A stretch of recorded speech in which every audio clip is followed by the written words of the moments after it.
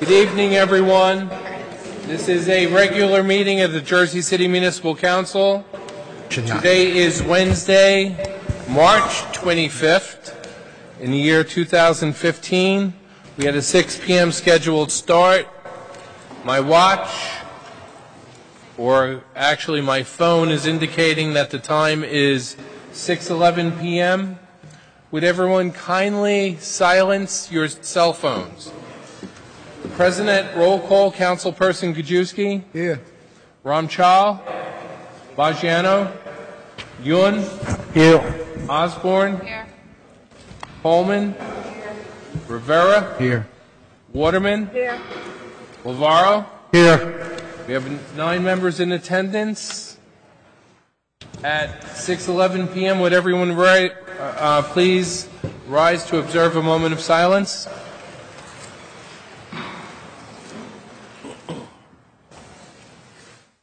Former Superintendent of Jersey City Public Schools and former Assemblyman, Dr. Charles Epps Jr.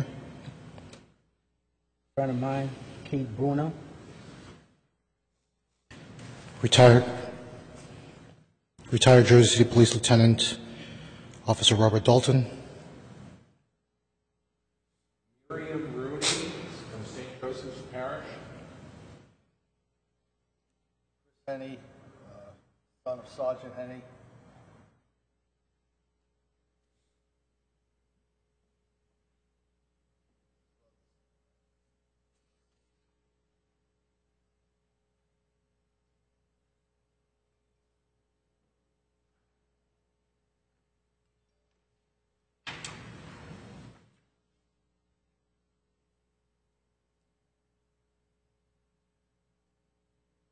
If I may, Marianne McLaughlin, wife of James A. McLaughlin, former councilman.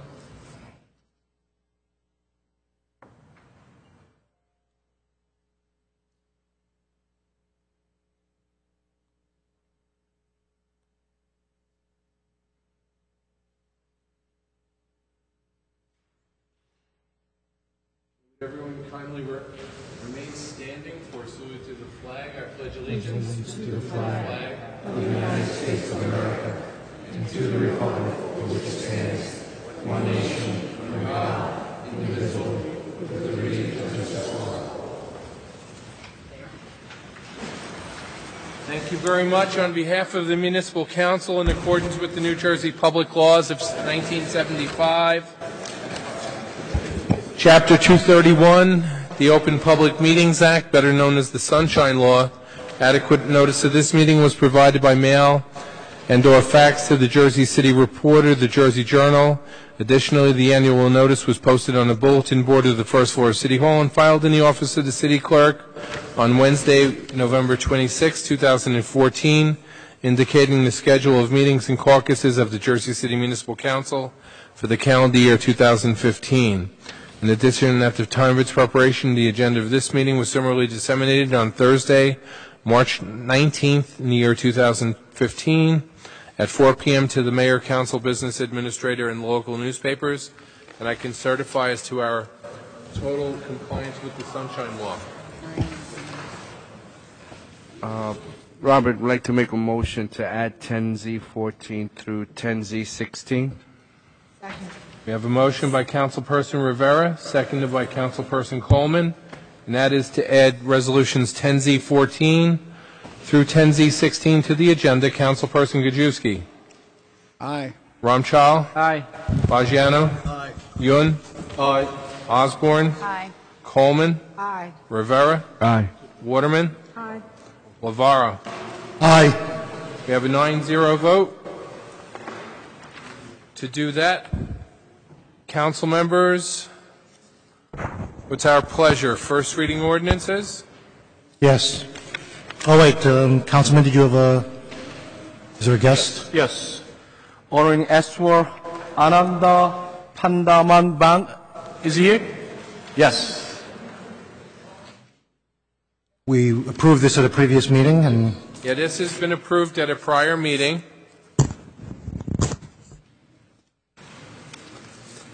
would you like to read it? Someone like to read into the portion of the resolution? Yeah.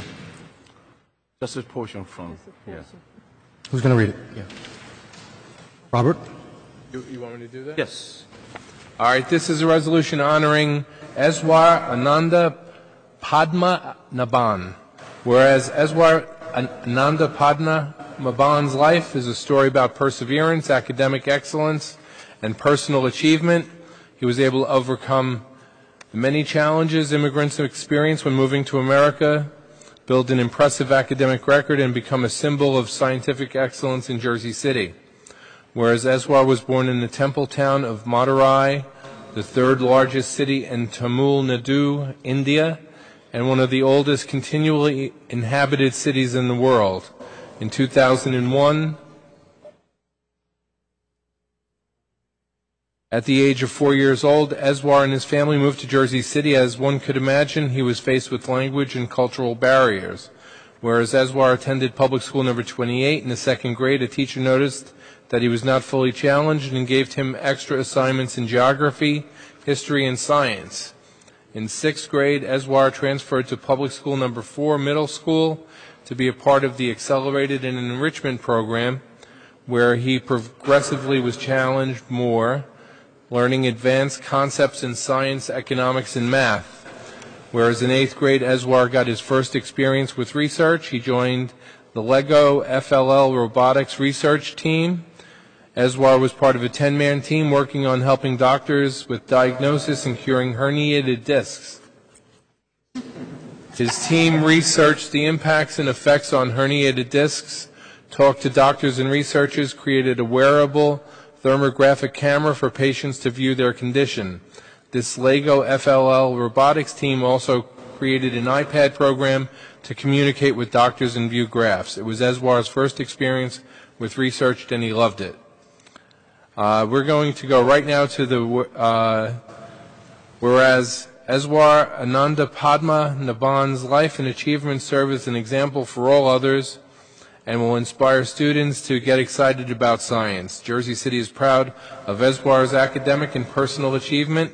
We can't wait to see what he does in the future. Now, therefore, be resolved that the Municipal Council of the City of Jersey City to hereby honor Eswar Ananda Padmanabhan's life achievements. Congratulations.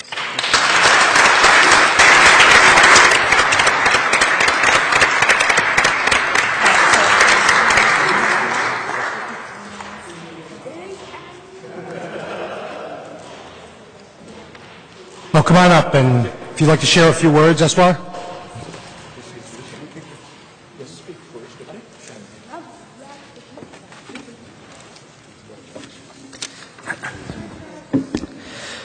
Good evening, ladies and gentlemen. First of all, I'd like to thank all of the council members and everyone who worked on this resolution commending me. It was a great honor, and I'm very grateful for my community support. I'd also like to thank Ward D Council Member Mr. Michael Yoon for his initiative and his continuing support of my endeavors. In the short time I have here, I'd like to share some of what I've accomplished. My story starts here in 2012. I was watching a documentary on sleep research. Some of you may have experienced what I saw: the bulky wires, the face masks, the electrodes, and the intrusive equipment that is used to monitor vital signs during sleep. I was puzzled to see such intrusive mechanisms that hindered the patient's sleep and bothered them. So I started my research to identify alternative methods, finding out that there really is none. I wanted to find my own. So I looked into various sensors, lasers, ultrasound, and other sensing mechanisms. Finally, I settled on something called capacitive sensing, a technology from a centuries-old musical instrument. I wanted to use this technology from this instrument and apply it to the medical field, where I can monitor the breathing of patients without any contact. With the help of a former teacher, I started my work, spending over 9 months through various failures, hardships, finally seeing my device work. I had created the Theranym, a touchless method of monitoring breathing. Without any contact, I was able to detect the chest movements and allow the patients to sit comfortably and monitor their breathing. They could move however they want, face any direction, and sleep any way they wanted to. The joy of discovery was amazing, but what came next was even more spectacular. I was selected as a Google Science Fair Global finalist, one of the top 15 in the world, and then as an Intel Science Search finalist, one of the 40 in the nation. Here, I met world-renowned scientists, Nobel laureates, amazingly talented and passionate teenagers, and even the president. It has been a great ride, but I'm not finished. I have a few more competitions left, such as the International Science and Engineering Fair in May, where I'll be representing our city and my school. My work on Ethereum is not complete, as I continue my modifications in hope of implementing in hospitals one day. Once again, I'd like to thank all of you and my teachers in school who guided me to reach this stage, as well as for family for their continuous support. Once again, thank you to everyone here, as well as in our community. It's truly amazing to see so many people interested in science.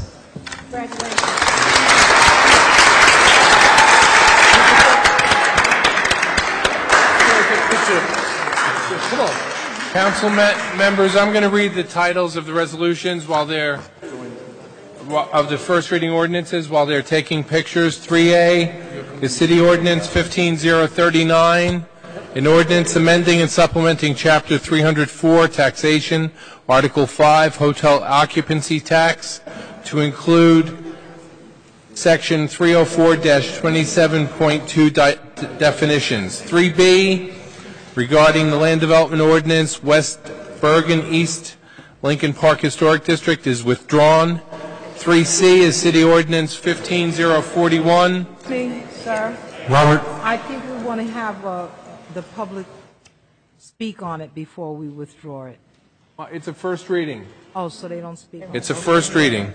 Which one? You said B, that's the one we're talking about. Right, they won't be able to speak. 3C is City Ordinance 15041. It's an ordinance of the Municipal Council of the City of Jersey City, adopting amendments to the Land Development Ordinance supplementary zoning as it pertains to height and size exceptions for roof top appurtenances. 3D, City Ordinance 15042, an ordinance of the Municipal Council of the City of Jersey City, adopting amendments to the Land Development Ordinance R3, multifamily mid-rise district to allow ground floor retail on certain lots. 3E, City Ordinance 15043, an ordinance of the Municipal Council of the City of Jersey City adopting amendments to the Village Redevelopment Plan to permit townhouses. 3F is City Ordinance 15044, a franchise ordinance granting permission to public storage, its successors and the signs to make improvements in the 1st Street, 2nd Street, Provost Street, and Warren Street right-of-way adjacent to the property located at 142 1st Street, also known as Block 11503, Lot 1 on the tax maps of the City of Jersey City. 3G is City Ordinance 15045, an ordinance amending Chapter 160, Fees and Charges, Section E, Animals, to increase fees for dog licenses. H is City Ordinance 15046. It's an ordinance, one, amending Chapter 3, Administration of Government, Article 5, Office of the City Clerk, Section 39, Standards for naming streets and municipally owned property, to amend the standards for naming streets to include the standards for street name signage and street vacations, and 2, amending Chapter 345 zoning, Article 3, applications and requirements, development procedures and checklists to require that all applications for site plan and subdivision approval conform to the street naming procedures as set forth in Chapter 3, Section 39. Council members, that's 3A through 3H, noting that 3B is withdrawn. Councilperson Gajewski. Aye for introduction. Ramchal. Aye for introduction. Bagiano. No on 3A. No on 3. A. I don't believe houses should be Okay. included in this. Councilperson Yun. Aye for introduction. Councilperson Osborne. Aye for introduction. Coleman. Michael, houses don't be. Rivera. Aye for introduction. Waterman. Aye for introduction. Lavara. Aye for introduction. 8-1 for 3A. Everything else is introduced 9-0, excepting B, which was withdrawn. Council members, at this time we're going to hold a public hearing on the Jackson Hill Main Street Special Improvement District Budget and Assessment Roll. At the meeting of,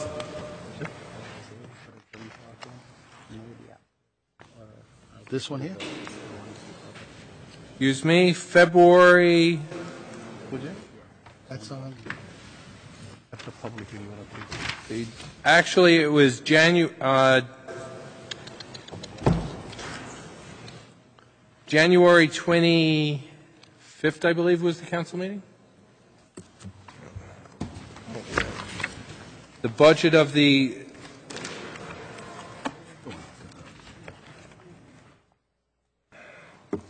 well, the budget of the Jackson Hill Main Street Special Improvement District Budget and Assessment Roll was introduced.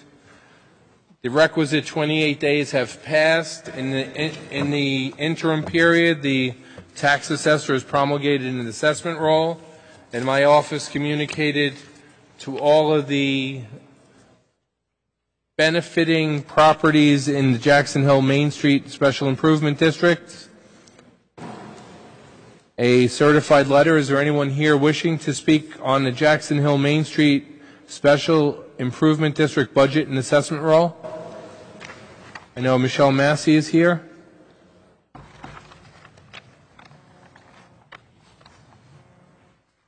Good evening, Council. Good evening. I just wanted to come up and thank the City Council once again for being supporters of the Jackson Hill Main Street Management Corporation. We appreciate that very much, and we look forward to a continued partnership in the future. If there are no questions, I simply, again, we thank you. You do a great job. Thank you. Thank you, Michelle.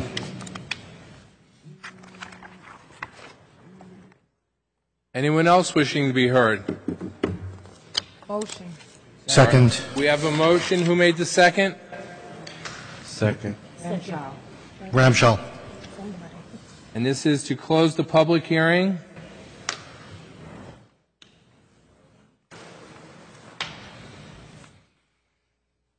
On the Jackson Hill budget and assessment roll.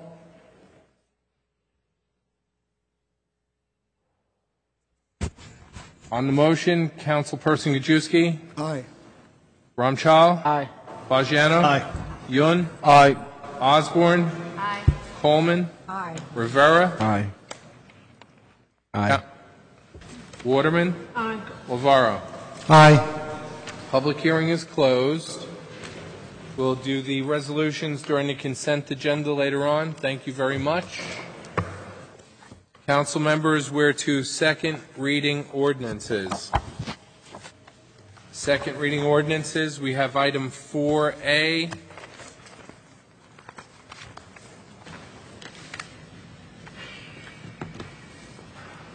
Is City Ordinance 15027. It's an ordinance for calendar year 2015, ordinance to exceed the municipal budget appropriation limits and to establish a cap bank pursuant to New Jersey statutes annotated 40A:40-45.14. It's a public hearing. Mrs. Balser. Yes. What is the limit on this capping for this year? Excuse me? What is the limit on the capping for this year? To the BA.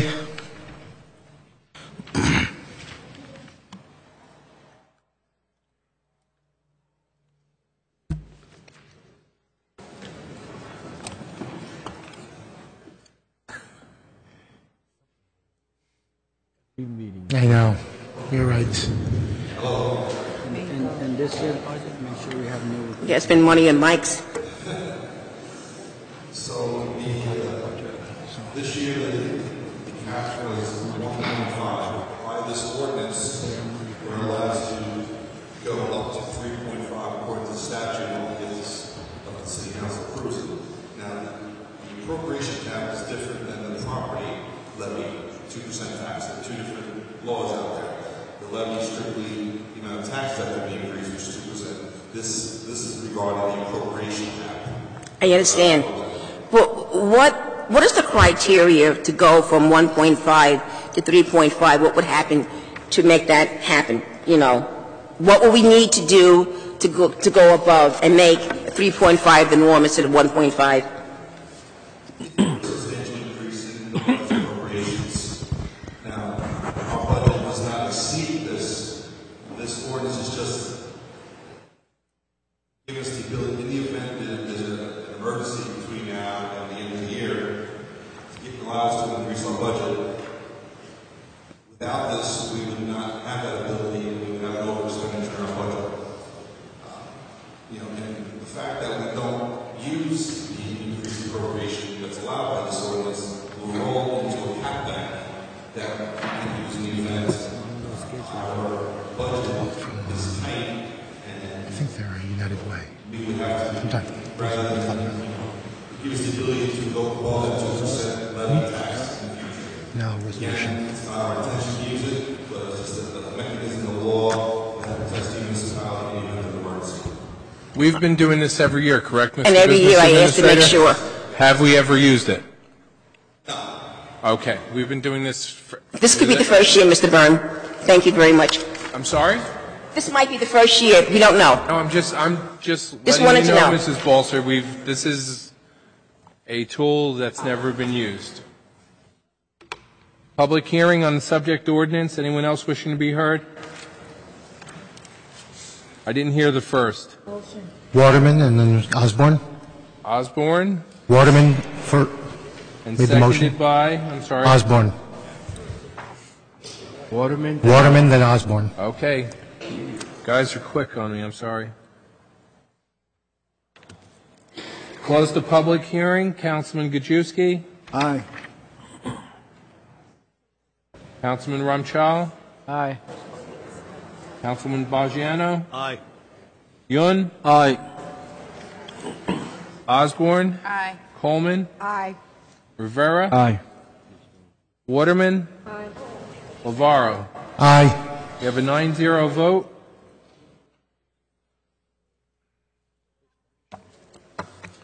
To consider the final adoption of 15-027, Councilperson Gajewski. Aye. Ramchal. Aye. Bajiano. Aye. Yun. Aye.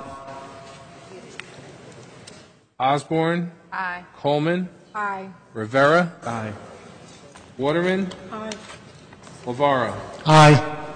We have a 9-0 vote for the adoption of item 4A, City Ordinance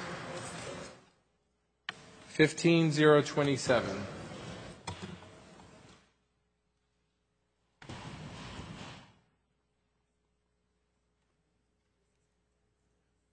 Three, 4B, excuse me, is 15-028. It's an ordinance amending Chapter 239 of the Municipal Code to add rules and regulations for a skate park in Berry Lane Park.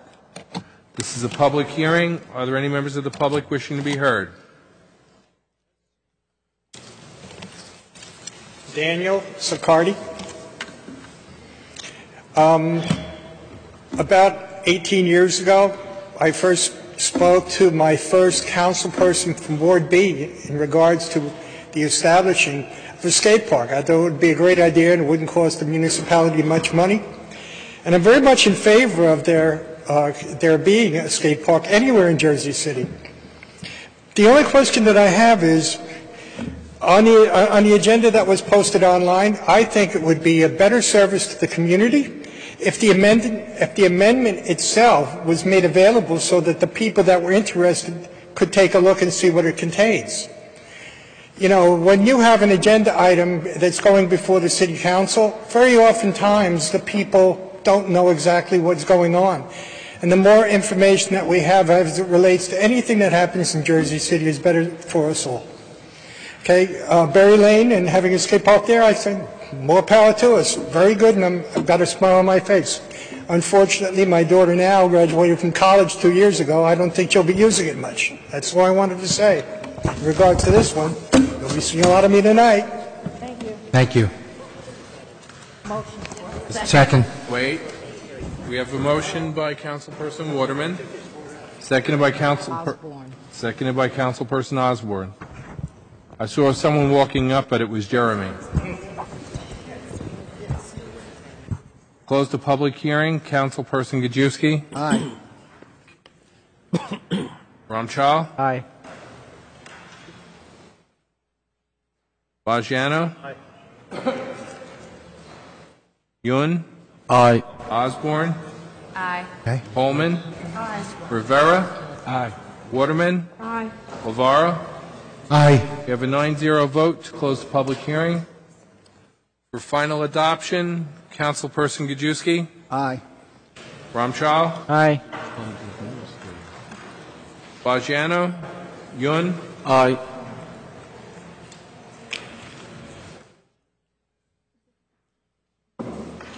Osborne. Aye.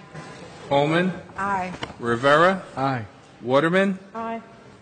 Council President. Aye. We have a 9-0 vote for the adoption of City Ordinance 4B, Item 4B, City Ordinance 15028. Good. We're going to do the ordinances first. Okay. Ordinance Let's first. knock these off. It's not going to take long. These are all traffic and... Unless you, Council President, what's your pleasure? I don't have a Could be horse in long this race. for them. Council President, What's that? the Boys and Girls Club are here. Do you want to do anything about that now? Yeah, I think we get to let the young people get home at early time. All right, so someone should give me a motion to defer to Motion. 10M, is it? Motion to defer to item 10M. 10, is it M? M as in Mary. We have a motion to defer to 10M by Council President Lavaro, seconded by whom? Candace. Councilperson Osborne. What is it, Tim? On the motion, Councilperson Gajewski. Aye. Ramchal. Aye. Bajano. Yun. Aye. Osborne. Coleman. Aye. Rivera. Aye. Waterman. Aye. Lavaro. Aye.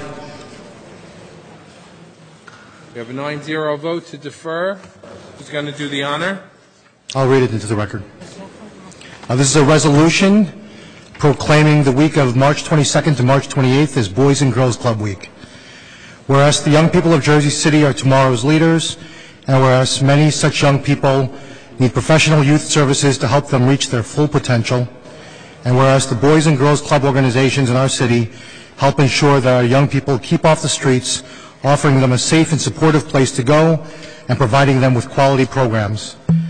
And whereas the Boys and Girls Club of Hudson County will celebrate National Boys and Girls Club Week 2015, along with some 4,000 clubs and more than 2 million young people nationwide. Now, therefore, be it resolved that the Municipal Council of the City of Jersey City does hereby proclaim March 22nd through March 28th, 2015 as Boys and Girls Club Week in Jersey City.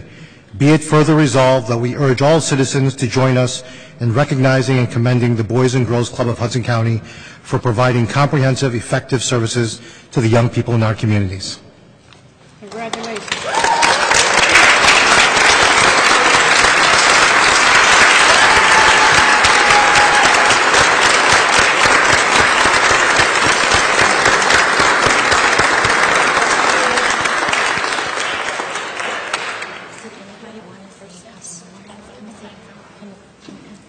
We'll take the vote, roll call.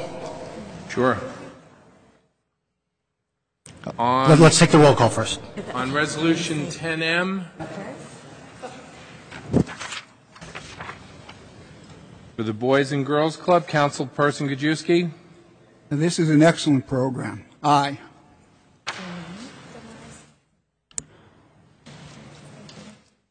Councilperson Ramchal. Congratulations, and I vote aye. Bajano. Yun. Congratulations, keep the good work. I vote aye. I'm going to put this on the young people while we're voting. Perfect.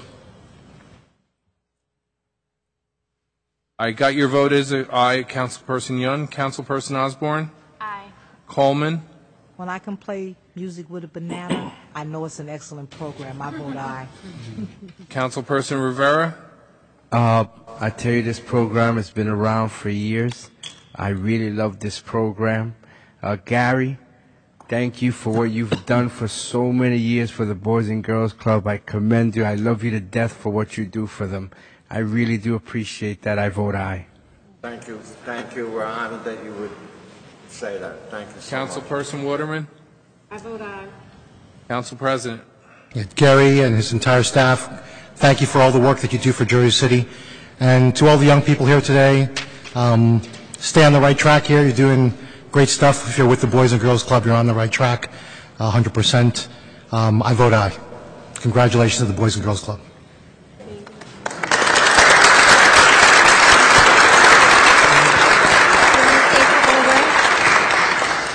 While they come down.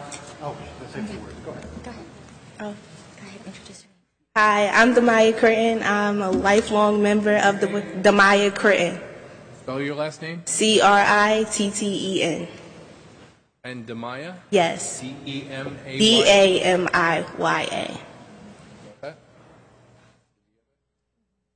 One more time for her. D-A-M-I-Y-A. Yes. On the behalf of the Boys and Girls Club, I would like to thank you. And that's it. They're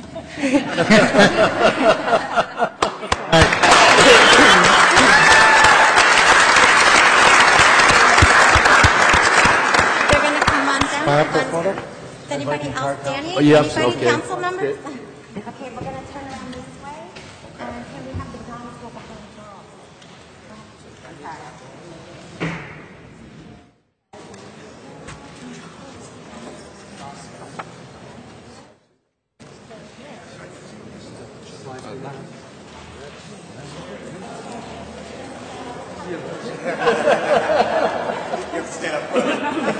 Wait a minute, it's the old boy here, so.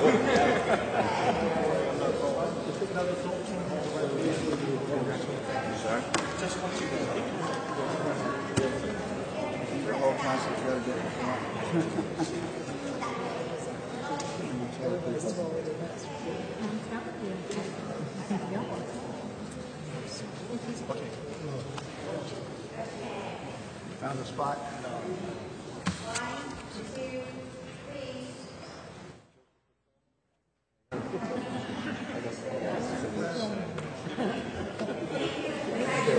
The claims last tonight.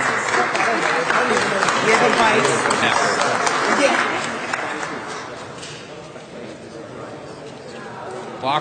Lockroom told me. So, just don't let me jump.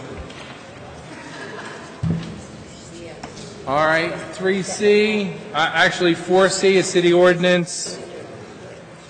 15029, an ordinance supplementing Chapter 332, Vehicles and Traffic, Article 3, Parking, Standing and Stopping, and Article 9, Parking for the Disabled of the Jersey City Code, designating a reserved parking space at 240 Arlington Avenue, 111 Baldwin Avenue, 63 Beach Street, 177 Boyd Avenue, 56 Brinkerhoff Street, 115 Carlton Avenue, 71 Claremont Avenue, 38 Clark Avenue, 60 Clark Avenue, 71 Claremont Avenue, 72 Clendenny Avenue, 29 Crescent Avenue, 61 Duncan Avenue, 234 Duncan Avenue, 131A Dwight Street, 15 Floyd Street, 98 Harmon Street, 159 Hutton Street, 130 Irving Street, 88 Kensington Avenue, 140 Lexington Avenue, 292 Linden Avenue,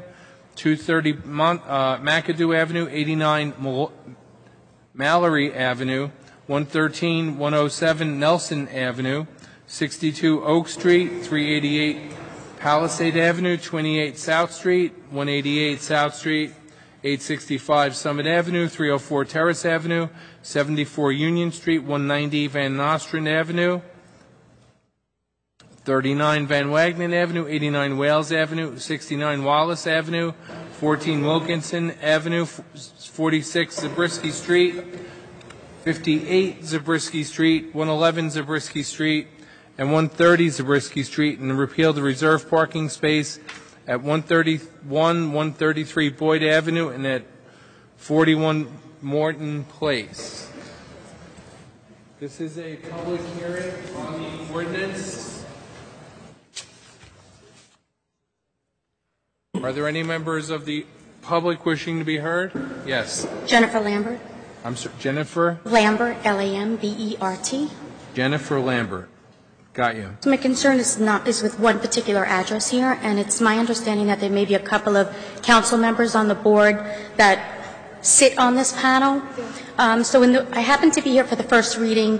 When I knew the petition was being taken out last year, I spoke of my concerns, deaf ears. When I saw it on the first reading, absolutely drove me crazy, gave additional information, fell on deaf ears.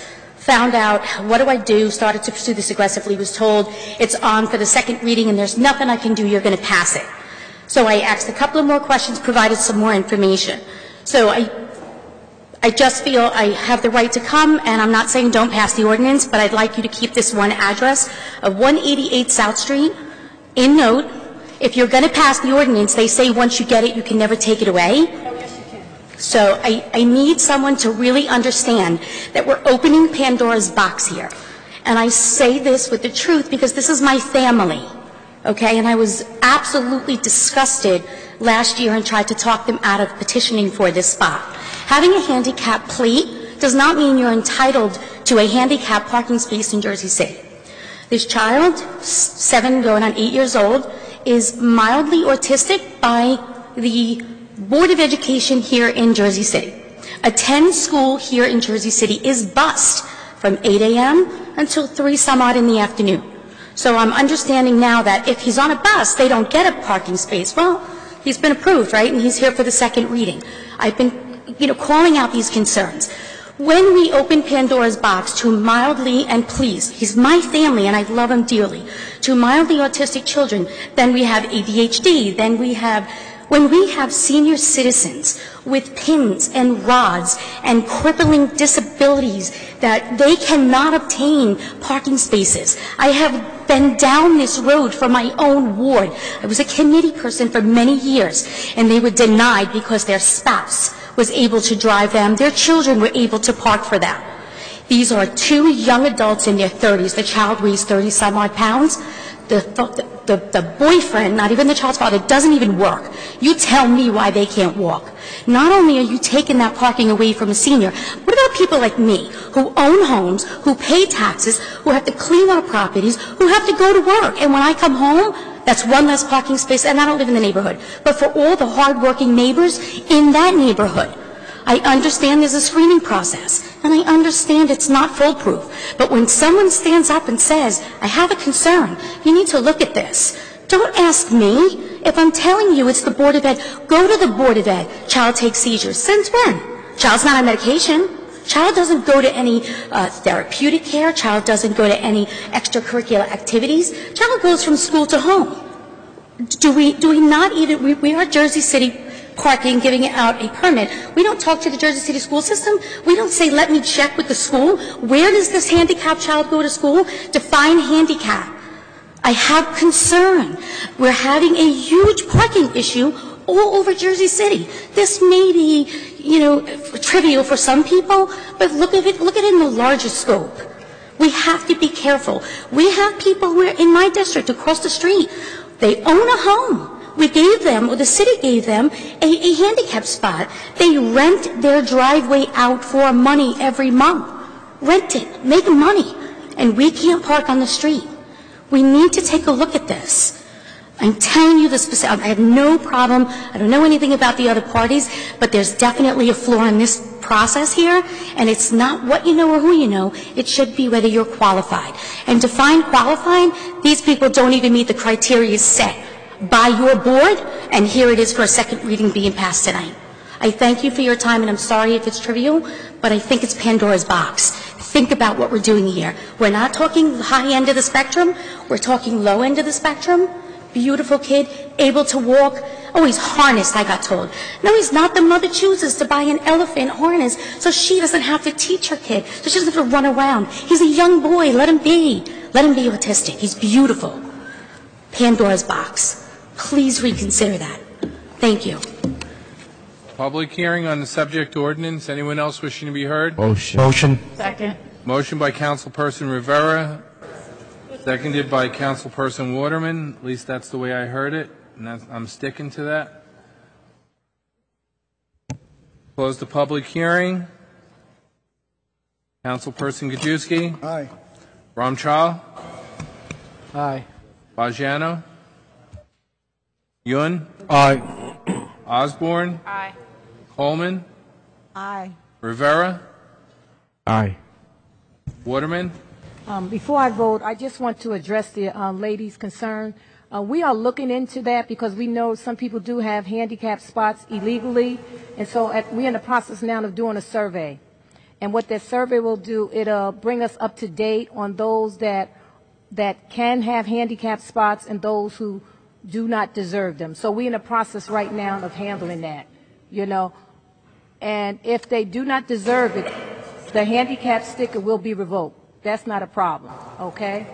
But at this time, we can't refuse based on the information that the client sent in to the doctor. It's based on the doctor's report. It really is. It's not really even up to the council. It's based on the doctor's report. This is to close. Yes. So with that in mind, I vote yes, just to make you aware of that. That's just to close the public hearing. it's Council closing. President. Closing public hearing. Yeah. Council President, to close the Aye. public hearing. Make the statement too. Aye. All right. Councilperson Gajewski. Aye. Ramchal. Before I vote, I agree with my colleague because I know Rich and Councilman Rich Bogiano, Councilman at-large George Waterman, and Ward 8 Councilman Frank who sit on the handicap panel. Yeah. And I hope you guys look into this. But when it comes to artistic kid, I support that 100%, and I will never ever go against artistic kid. So with that, I vote aye. Councilperson Bajano. As Chico said, we're looking into this, and there's going to be a lot of things solved over the next couple of months. I vote aye. Councilperson Yun. Yes, we know that we have a huge problem with disabled parking, and that's why it's Disabled Parking Review Committee looking at that fact. And after that, whatever result to come out, we follow the rules, regulation. In the meantime, I vote for aye. Councilperson Osborne. Aye. Councilperson Coleman. I would like to say that people look on severe or non-severe autism as a yes autism or no, but I have an autistic child and he's highly functional. He has Asperger. However, if we have to walk a half a block and a siren goes off, I'm likely to have to hold him down in the street. You see, what you see and what actually happens with autistic children are so totally different. He looks normal, and if he was and he's been here at City Hall, but if the bell rang in here or something happened here out of the norm, he would have an autistic meltdown. So I would have to vote aye because I understand the issues that you're faced with that the outside can't see when you have an autistic child. So I'd have to vote aye.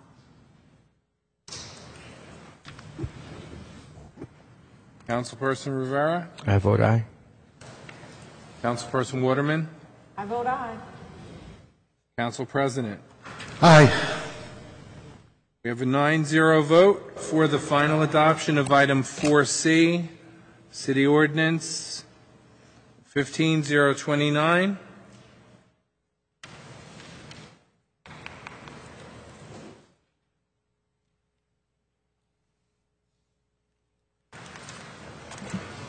On to item 4D, City Ordinance 15030 is an ordinance supplementing Chapter 33, Vehicles and Traffic, Article 2, Traffic Regulations, Section 332-8, prohibited right turns on red signals of the Jersey City Code, amending the days and hours the right turn on red signal is prohibited at Monmouth Street and Grand Street, Douglas and Arthur Skinner Memorial Drive, formerly known as Jersey Avenue, and Green Street, Marin Boulevard, and Grand Street.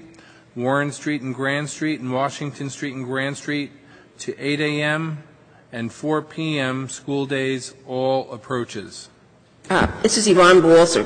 This was my former neighborhood, and I saw 2 accidents, and I saw a car actually turn over. On this particular intersection, because you have the hospital there, we really should get rid of the right on red totally.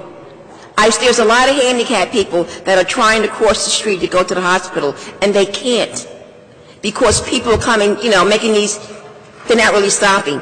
For this one particular area, because of the hospital, because of the school, we should really abolish right on red totally and not limit the hours. You might save someone's life. I've seen a person with one leg try to cross the street and people will not stop for him. I saw a car turn over once. I saw another accident crash because you have everyone trying to, at one time, cross the street, get to the hospital, leave Jersey City, and it's a really bad area there. So I think it doesn't go far enough. Thank you very much. Second. We have a motion by Councilperson Waterman, seconded by the Council President. Close the public hearing. Councilperson Gajewski? Aye. Ramchal? Aye. Aye. Bajiano? Yun? Aye. Osborne? Aye. Coleman? Aye. Rivera? Aye. Waterman? Aye. Council President? Aye. Close the public hearing, 9-0. Consider the final adoption of City Ordinance 15030. Item 4D. Councilperson Gajewski? Aye. Ramchal? Aye. Bajiano? Aye. Yun? Aye. Osborne? Aye. Coleman? Aye. Rivera? Aye. Waterman? Aye. Lavara? Aye.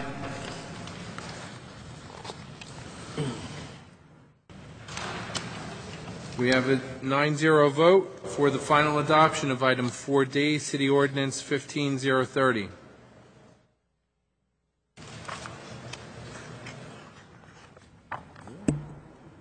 For E, City Ordinance 15031 is an ordinance of the Municipal Council of the City of Jersey City adopting amendments to the Land Development Ordinance for administrative revisions to zones throughout. This is a public hearing on the ordinance. Are there any members of the public wishing to be heard?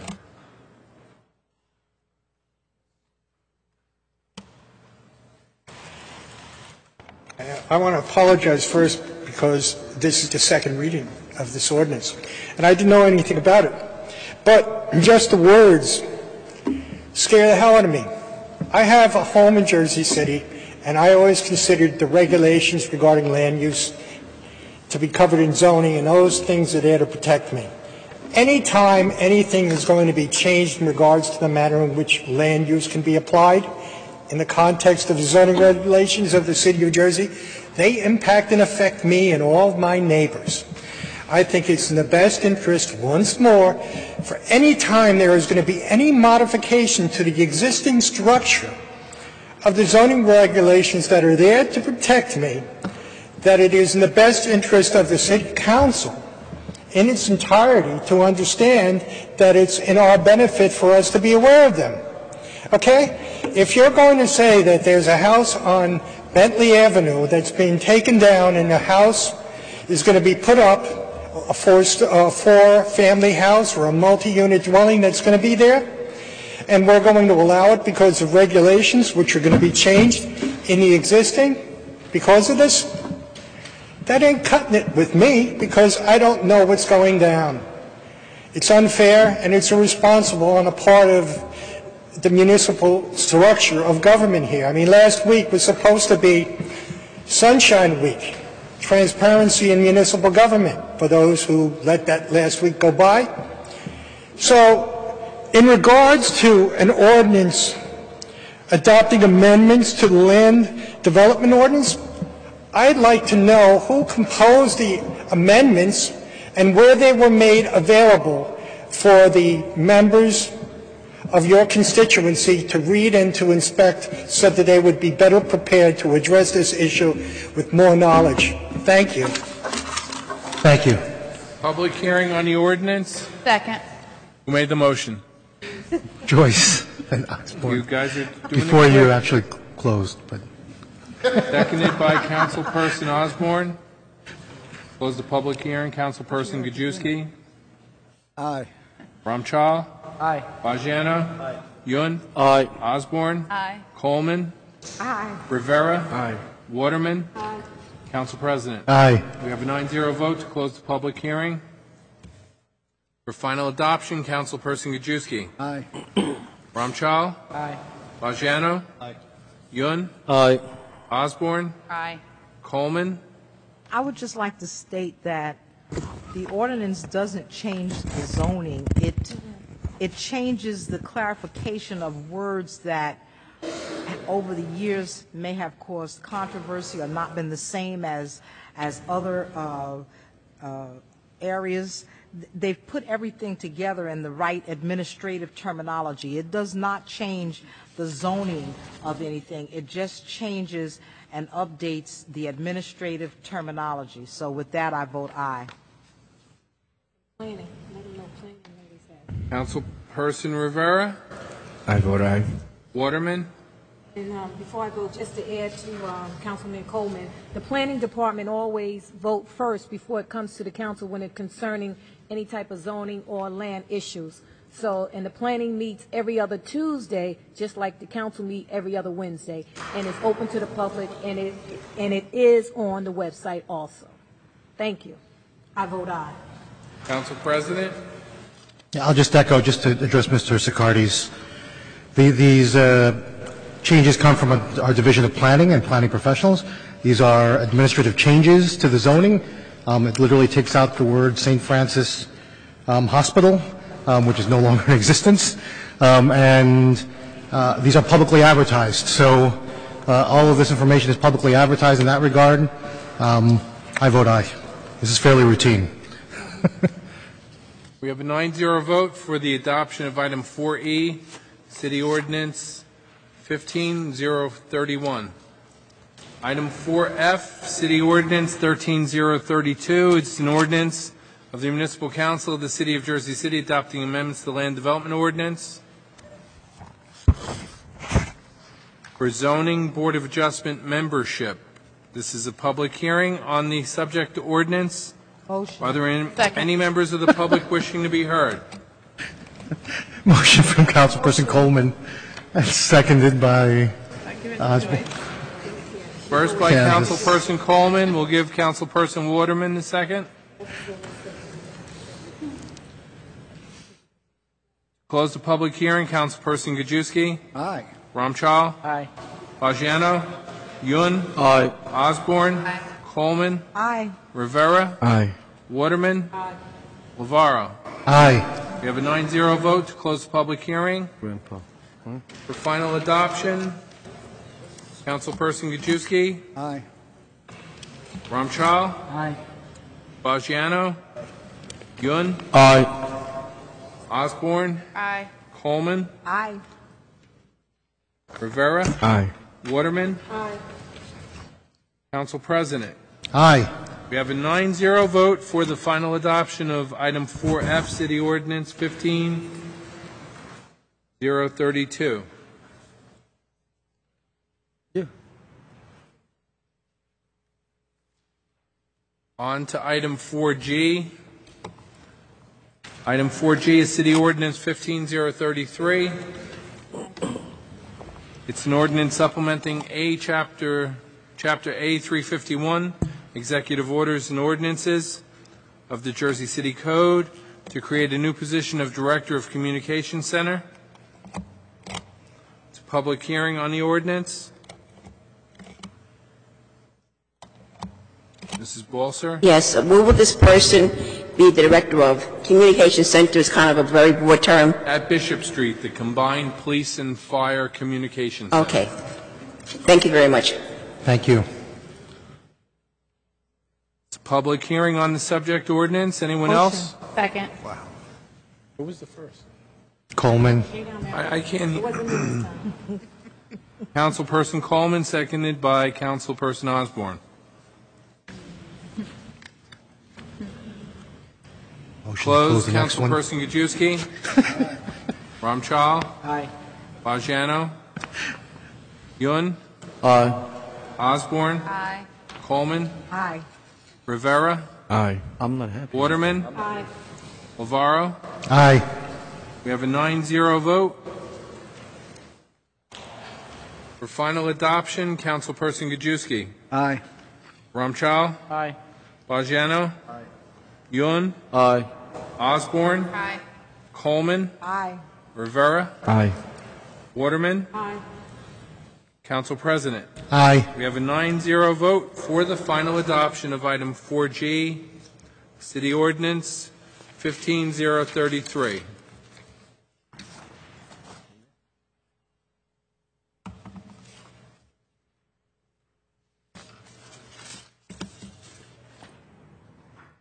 On to item 4H. H is City Ordinance 15034. It's an ordinance approving a 5-year tax exemption pursuant to the provisions of New Jersey statutes annotated 4821-1 et sec and section 304-9 in the Municipal Code for property designated as block 7806, lot 18.01 on the city's tax map and more commonly known by the street address of 850-852 Newark Avenue for the entity known as Navaria Group, LLC. Yvonne Bolter, I am not against any 5-year abatement, but if someone can make it go at 5 years, then why are we giving out 20, 25, and 30-year abatements? It does not make sense. Right. I wish... Stay on this ordinance, Mrs. Bolter. I'm just saying that it doesn't make sense. Right. And I approve anything that's 5 years. That's reasonable. Okay. In fact, I'll do you... Oh, no, I won't even speak on the next one, because what I said, I just said. I think if someone can do 5 years, there's no reason why we have to rubber stamp these 30-year abatements. Thank you very much. Public hearing on the ordinance. Motion. Second. We have a motion by Councilperson Waterman. I'm going to give the second to Councilperson Osborne. To close the public hearing, Councilperson Gajewski. Aye. Ramchal. Aye. Bajano. Yun. Aye. Osborne. Aye. Coleman. Aye. Rivera. Aye. Waterman. Aye. Lavaro. Aye. You have a 9-0 vote to close. For final adoption, Councilperson Gajewski. Aye. Ramchal. Aye. Bajano. Aye. Yun. Aye. Osborne. Coleman. Aye. Rivera. Aye. Waterman. Aye. Lavaro. Aye. We have a 9-0 vote for the final adoption of City Ordinance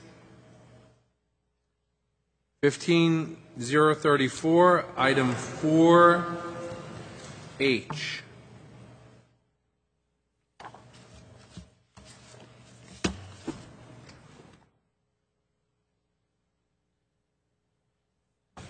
Item 4I, City Ordinance 15035, an ordinance approving a 10-year tax exemption for a market rate mixed-use rental project to be constructed by 17-9 Division Street, Urban Renewal LLC, an urban renewal entity, pursuant to the long-term tax exemption law, New Jersey statutes annotated 40A:20-sec, 20-1 et sec, excuse me. For the property designated as block 9806, lot 6.01, formerly lots 6 and 7 on the city's tax map, and more commonly known by the street address of 17 Division Street. It's a public hearing. Motion. Second.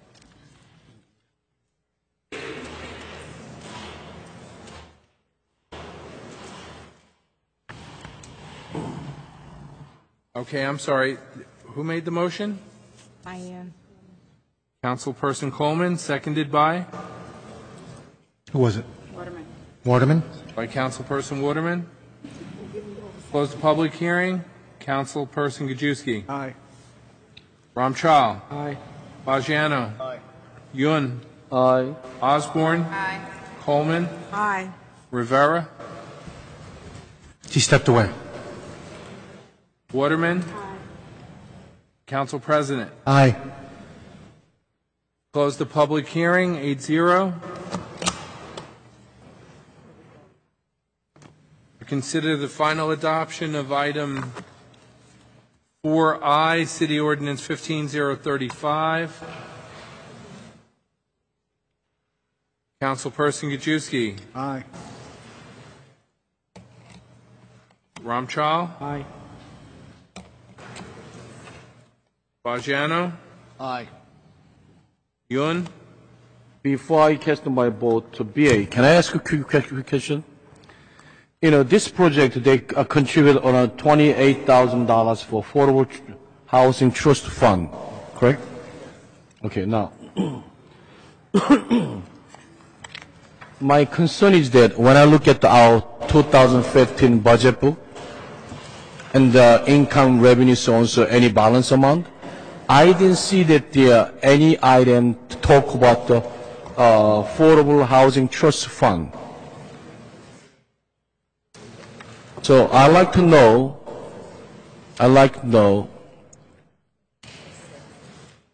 who give the authorization to allocate the Affordable Trust Fund to the project, and do they have any committee?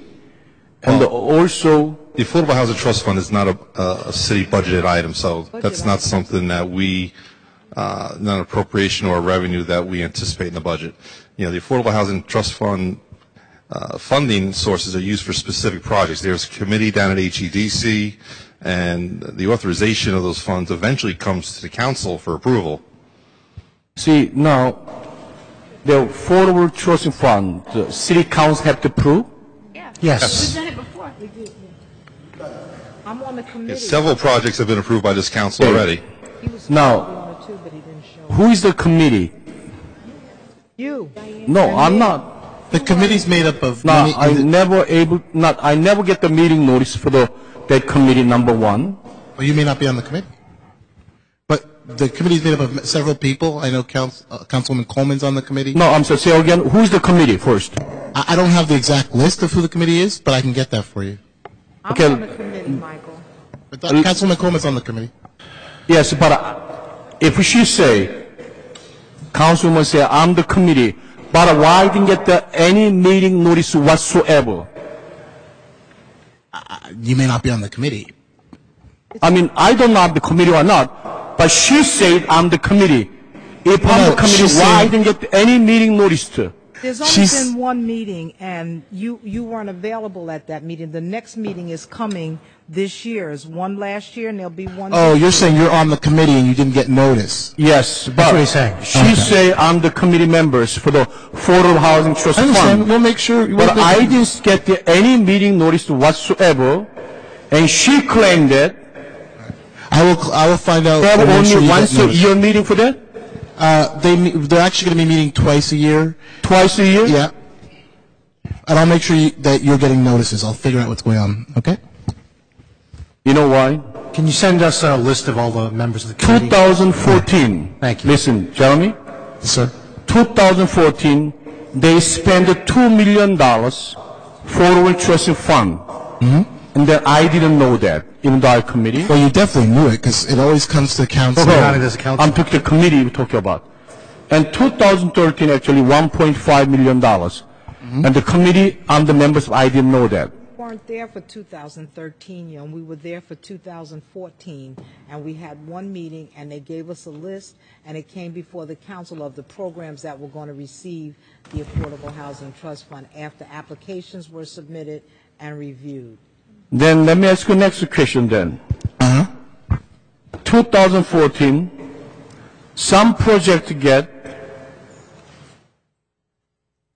per unit is $9,000. Some project get $46,000 per unit.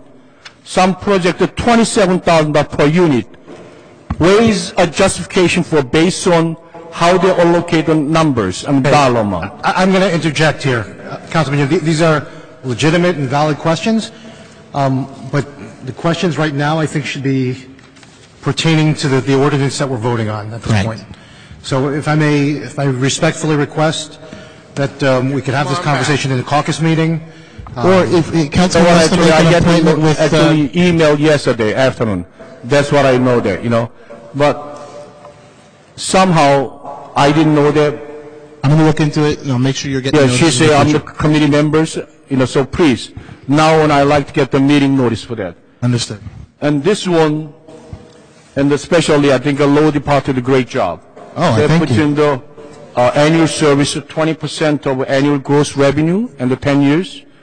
And when you look at the location, Division Street, I think it's worse to give to 10 years of tax abatement. So I vote aye.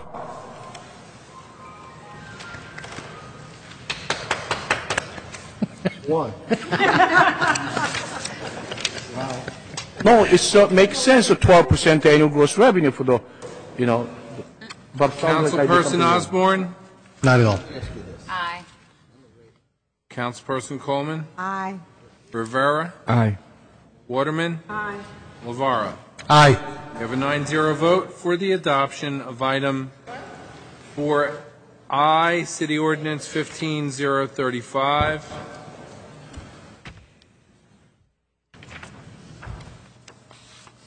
For J, City Ordinance 15036. An ordinance supplementing Chapter 332, Vehicles and Traffic, Article 8, Permit Parking, amending Section 332-66, on-street resident-only permit parking of the Jersey City Code, extending Zone 11 on-street only permit parking to include Apollo Street, entire length, Bergen Avenue, west side, between Duncan Avenue and Fairmont Avenue, Bowen Street, entire length, Britton Street, entire length, Duncan Avenue between Bergen Avenue and Westside Avenue, Duncan Court, entire length, Fairmont Avenue between Westside Avenue and Bergen Avenue, Kennedy Boulevard, east side, Duncan Avenue to 2622 Kennedy Boulevard, and the west side between Duncan Avenue to 26 Kennedy Boulevard, 2615 Kennedy Boulevard, and Magnolia and Montgomery Street, south side, between West Side Avenue and Bergen Avenue, Monday through Friday, 3 p.m. to 9 p.m. It's a public hearing on the ordinance. Good evening. Good evening. My name is Kara Braboski. I'm a resident at 6 Duncan Court. I'm also the president of the Duncan Avenue Neighborhood Association. This is a proposed expansion of a current one-block zone that was put into place a few years ago on Fairmont, a block and a half on Fairmont, on the west side of it between Kennedy Boulevard and West Side Avenue. It's been very successful for those residents, and the purpose of this zone is usually used around universities. It's used at NJCU as well, and the purpose of this and these specific hours are to assist residents against university staff and faculty attending night school. In this case, it would be St. Peter's, from parking excessively on residential streets during these very specific essential hours when most residents are coming home from work. Like I said, it's only Monday through Friday from 3 to 9. Weekends are wide open, and then anything before 3 and after 9 is open. It's been very successful for this block of Fairmont. The surrounding blocks that we're proposing expanding this to, which is the other side of Fairmont, and then the one block over, Duncan Avenue, are all affected by the same issues with the St. Peter's students and faculty parking. So while it's been very successful on that one portion, those folks that were parking there from the university are now parking on the immediate blocks around it that suffer the same challenges that the one block that got the zoning a few years ago was asking for help with. And I know that those neighbors at the time spoke to St. Peter's extensively about really trying to either partner with residents through letting there be some share with residents in the evening hours with their garage. Just to remind you, they have a very large garage on Montgomery, and as is human nature, students and faculty would often rather park for free than pay for a garage. So this is a protection that we definitely need in our neighborhood. In terms of researching this with our neighbors, we've done extensive work on this since September 2013. That's a year-and-a-half process. We've had 3 very well-attended community meetings on this involving our councilman, the director of the Parking Authority, and the Jersey City Police.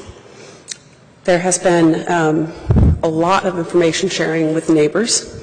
And most of all, we have gone through the proper steps to show our support to the councilman and to traffic about this in collecting a petition with over 250 signatures of neighbors in support for this expansion. We have worked with the businesses in the area.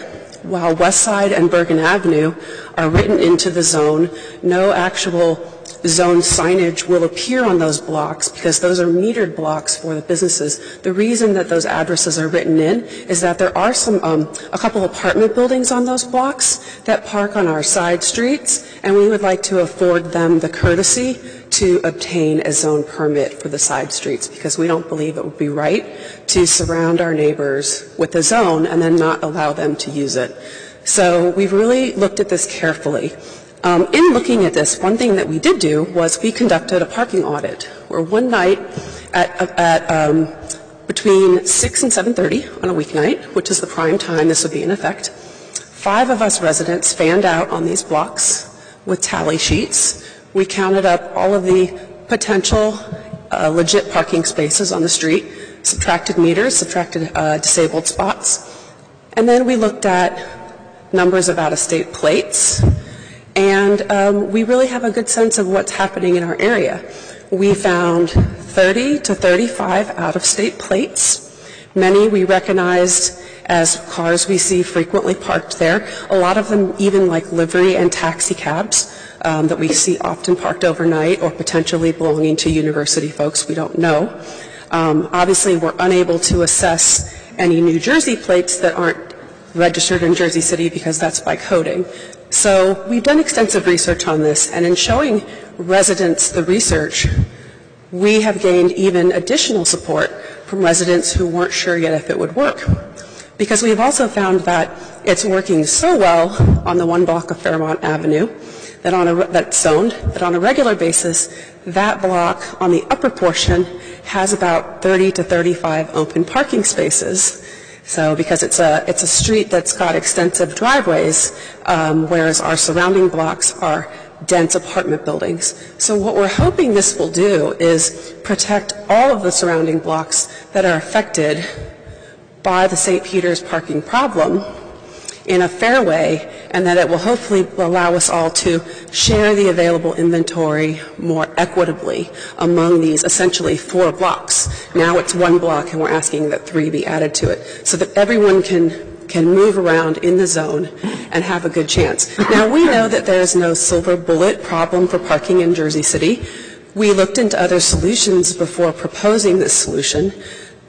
We spoke to the empty lots that were on Bergen Avenue in our blocks to see if there was any chance of residents using those at off hours or renting spaces. That was not an option. We were told it was not an option. We talked to St. Peter's again about their garage. Also, it's not an option. So aside from the city deciding to build additional parking lots or garages in our neighborhood, we really don't see any other alternative to give any ease. So when we looked at the numbers, if you take 30 to 35 empty spaces on the current zoned block and the 30 to 35 out-of-state plates, that's on average an addition of 70 extra spaces that neighbors could have potential access to. That's an estimate, but that's an almost 20% gain in an area that desperately needs it.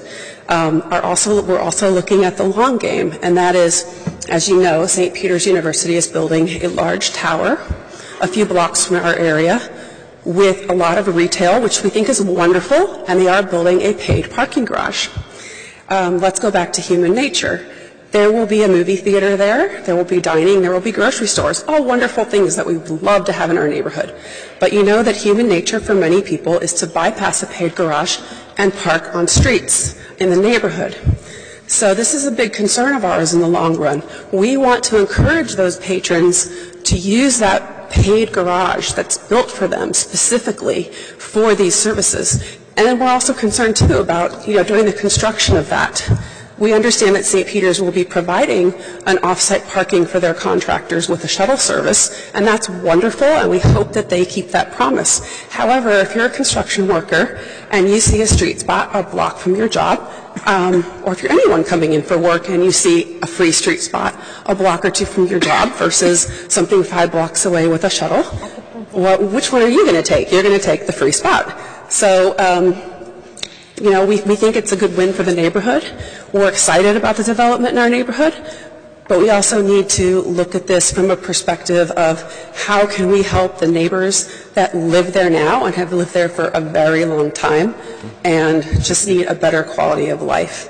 And we think that this will really help because, for example, in our neighborhood now, people come home from work and they don't even want to drive to the grocery store because unfortunately we don't have walkable grocery stores in our neighborhood. People don't want to drive to the grocery store or drive to Target because when they come home, there's not even a chance. I mean, we know that there's no guarantee anywhere in Jersey City 100% for street parking. We accept that. But we think that this will greatly ease the burden of this in our neighborhood. And since the program on our sister block was so successful, we would like the chance to extend that to the surrounding blocks affected and also see if we have the same success with that, which we believe we will, and our councilman also supports and believes that we will. Thank you. Thank you. It's a public hearing. Anyone wishing to be heard? Joe? Come on up, Joe. Thank you. For those of you who don't know me, I'm Joe Harkins. I live at 2595 Kennedy Boulevard in the heart of the area that's affected. I was born in this neighborhood. My parents were born in this neighborhood. In a couple of days, I will celebrate the 62nd anniversary of my 20th birthday. I think I know my neighborhood. I know what's going on in my neighborhood. I know the mind of the people in my neighborhood, not only because I was born here, and I'm a fairly friendly guy, but I'm also the committee man. I'm close to the end of my second term as committee man for that neighborhood. The building I live in is a senior building. I know that most of the people in the building who have cars support this new ordinance. I don't have a dog in this fight, as they say, except on behalf of what I call my own constituents, the people who voted me in as a committeeman, knowing that I care about the neighborhood. I'd like to expand a little bit on the history of how this happened so that you can be a little bit more enlightened on why it's so important. Approximately 3 years ago, if memory serves, there were a series of incidents on Fairmont Avenue, that quiet, beautiful block that houses the Women's Club and a number of beautiful old homes. There were tire slashings. There was an incident reported by a very credible source of a threatening of a firebombing of a home because an illegal parker blocking a driveway was towed away. And in response to that, the neighbors came to me and to my committee woman, Nancy Wolakowski, and asked for our help in fixing the situation. I admit to making a mistake, a serious mistake. When we called the meeting to discuss this situation, we did not invite the rest of the neighborhood. We only invited Fairmont Avenue. I was being very short-sighted. But we used the meeting room in the Fairmont Hotel Apartments, which is where I live, I've lived in that building now for 19 years as of the 1st of this month. And so all the voices that were heard were only the voices of Fairmount Avenue. Only after that ordinance was passed did some of the residents in the area become aware it had happened and say to me, how did this happen without our participation? So part of what we're trying to do is correct that situation, that mistake. Just let me look at my notes and see some other points I want you to be aware of. I'm aware that Kara already mentioned this census and the 20% of the current parkers who appear not to be full participants in the tax life and the expense life of living in this neighborhood. Their automobiles appear not to be registered in our neighborhood, yet they regularly enjoy its benefit. By passing this ordinance, they will now have a choice: either no longer park in our neighborhood or get straight. Give their insurance company a genuine address. Register their automobiles in our neighborhood as a resident of the neighborhood. So there's that very interesting benefit doesn't appear in the language of the ordinance. There is neighborhood opposition as well. I mean, we live in an open democracy in a city where that's encouraged.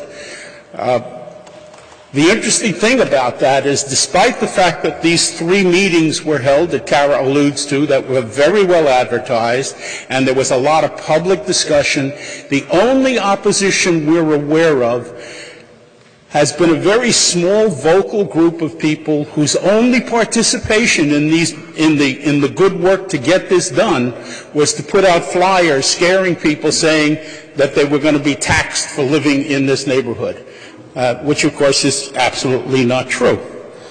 I want to pass back to you a wisdom also from a previous council member who many of you know, Dave Donnelly. He participated in the meetings back when we put the Fairmount Avenue situation in place. And he made a very interesting statement at the first of those meetings. He said, I am your council person. I am listening that you have a problem. I'm listening to your proposed solution, but I'm not going to tell you that I'm supporting it until you do some work in your neighborhood. I'm not going to encourage this or participate in it until I know that the majority, a clear, strong majority of this neighborhood supports this ordinance. Because what I don't want to have happen, and now this is speaking to your situation today, what we don't want to happen is have the ordinance go through and then a vocal majority come back later and say this was a mistake, undo it. So that's why we have gathered, as Kara alludes, to the 250 registered people in our neighborhood who want this to happen. So the neighborhood wants it. It's up to you folks now to decide whether you agree with that. I hope you do. Thank you very much. Thank you.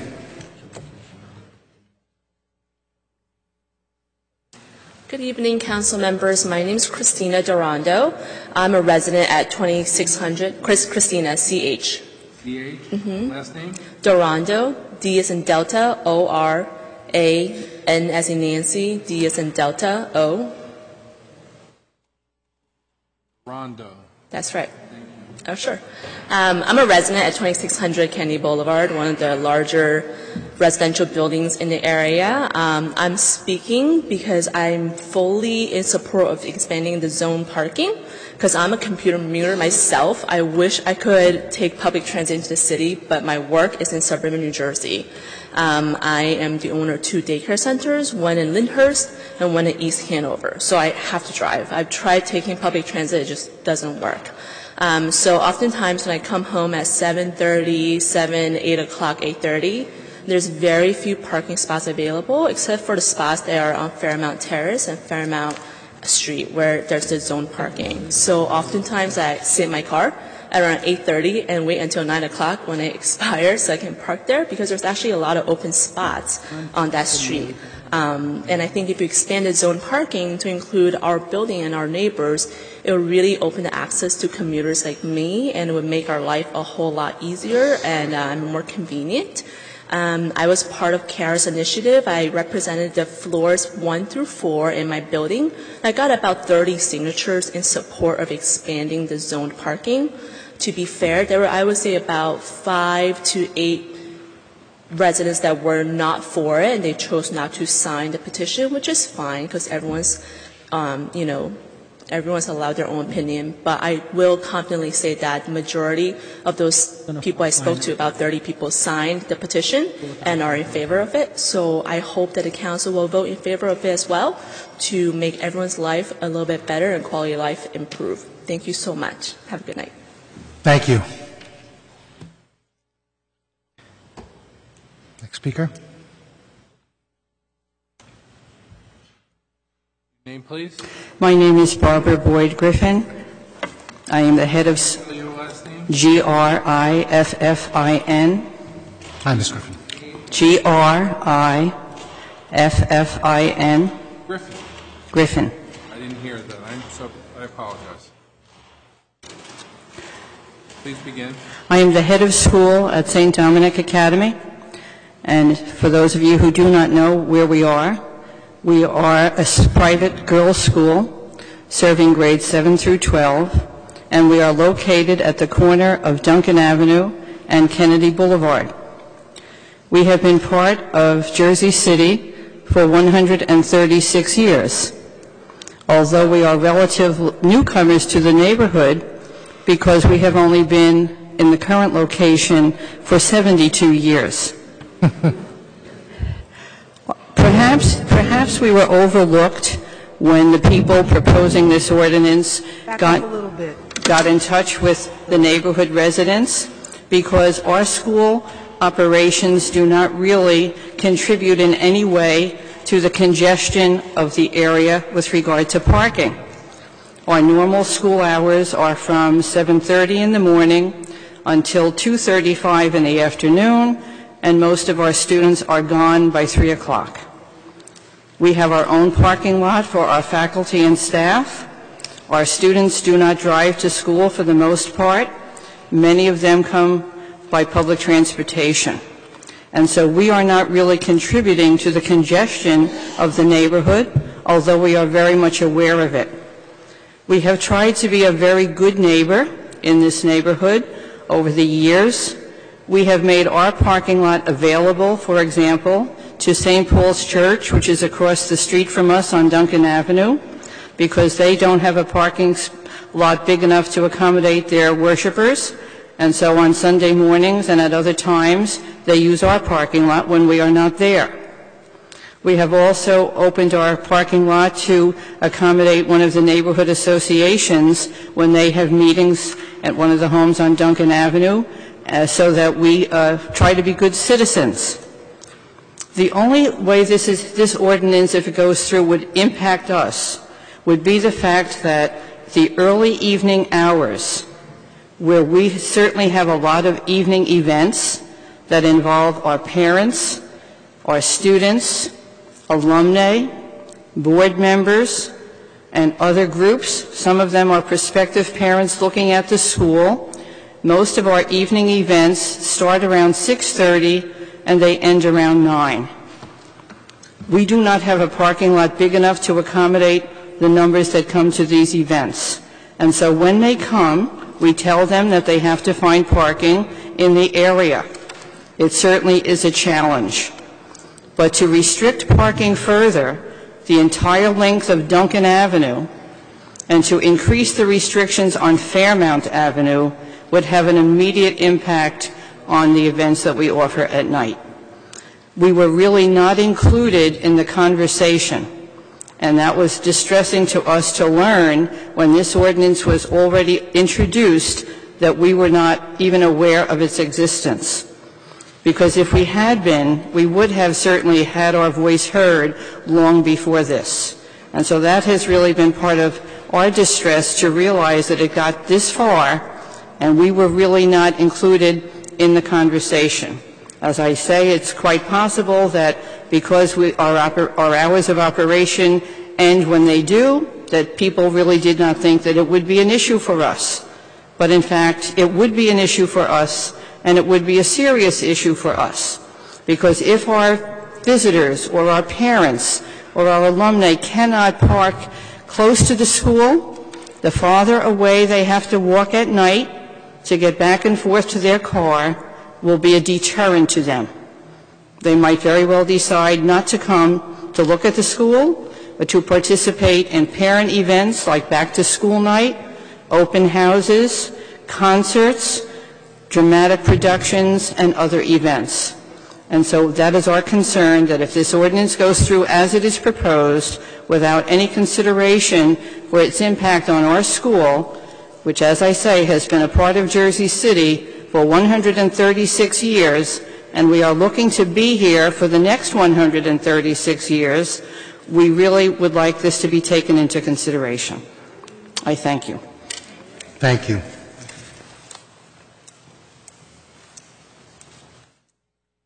Next speaker. Good evening. My name is Jaji Sila. I'm a resident of Can you spell your name? D-J-A-D-J-I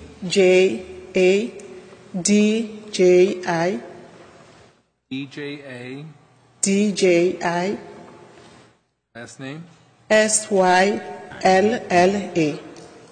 S-Y-N-N-A? L as in Larry.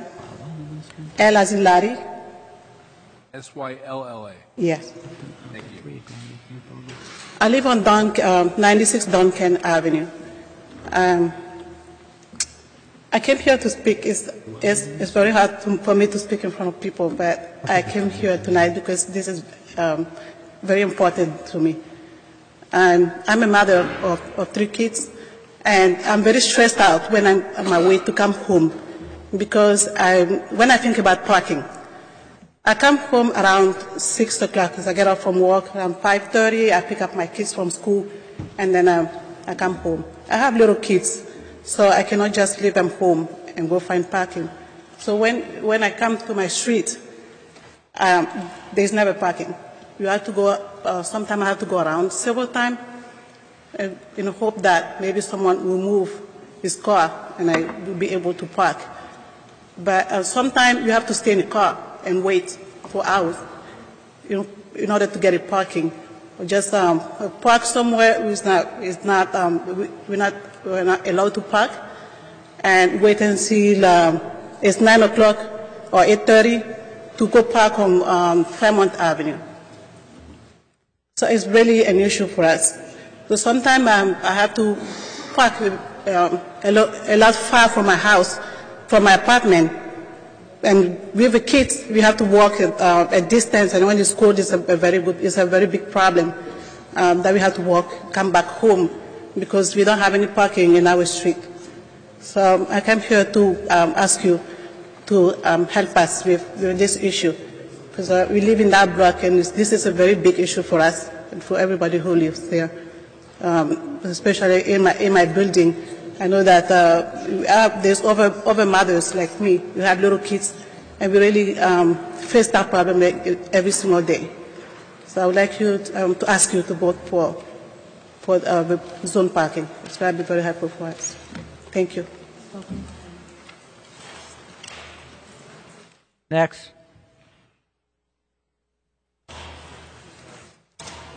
Good evening, Council.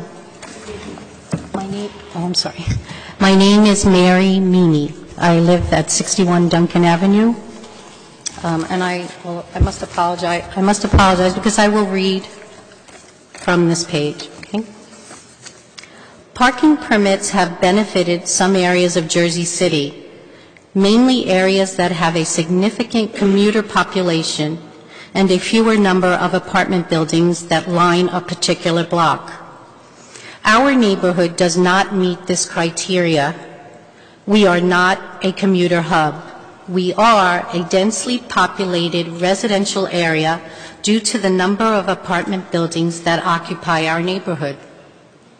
On Duncan Avenue, between Kennedy Boulevard and Bergen Avenue, there are approximately 523 residential properties. Roughly 250 of those residents own cars. There are, give or take, only 75 available parking spaces on this street. There simply is not enough parking. On Fairmont Avenue, between Kennedy Boulevard and Bergen, there is simply not enough parking with or without permits. This one block has approximately 320 residential properties, 150 plus car owners, and only 69 available parking spaces. On Montgomery, between Kennedy and Bergen, there are only 9 parking spaces available due to parking restrictions. Going the other way on Montgomery, between Kennedy and Westside Avenue, there are 45 parking meters which can accommodate a small portion of the resident parking overflow. But keep in mind, these spaces are occupied by some residents who already live in the homes on Montgomery Street. On Kennedy, there is the Fairmont Hotel Apartments, with about 59 apartments, approximately 15 cars, and a tiny parking lot of just 8 spaces. There are 3 side streets that branch out from Fairmont Avenue: Boland, Britton, and Fairmont Terrace. Each of these have about 16 parking spaces, which are utilized by many of the residents of these streets due to additional family cars. In addition to the already limited number of spaces on Kennedy, we recently lost another 2 to 4 spaces due to the extension of yellow lines at the corners. On a further note, there are 11 disabled parking spots in this 3-block radius between Westside and Bergen Avenues. This past week, we received some information that the police will now begin regularly enforcing double parking in our neighborhood. Double parking is especially problematic in late evening and overnight. For those unfortunate individuals who work later shifts, parking is non-existent. Therefore, they are forced to double park. This reinforces the fact that we do not have ample parking for the residents that already live in the neighborhood. With these statistics in mind, this proposal would not benefit our neighborhood.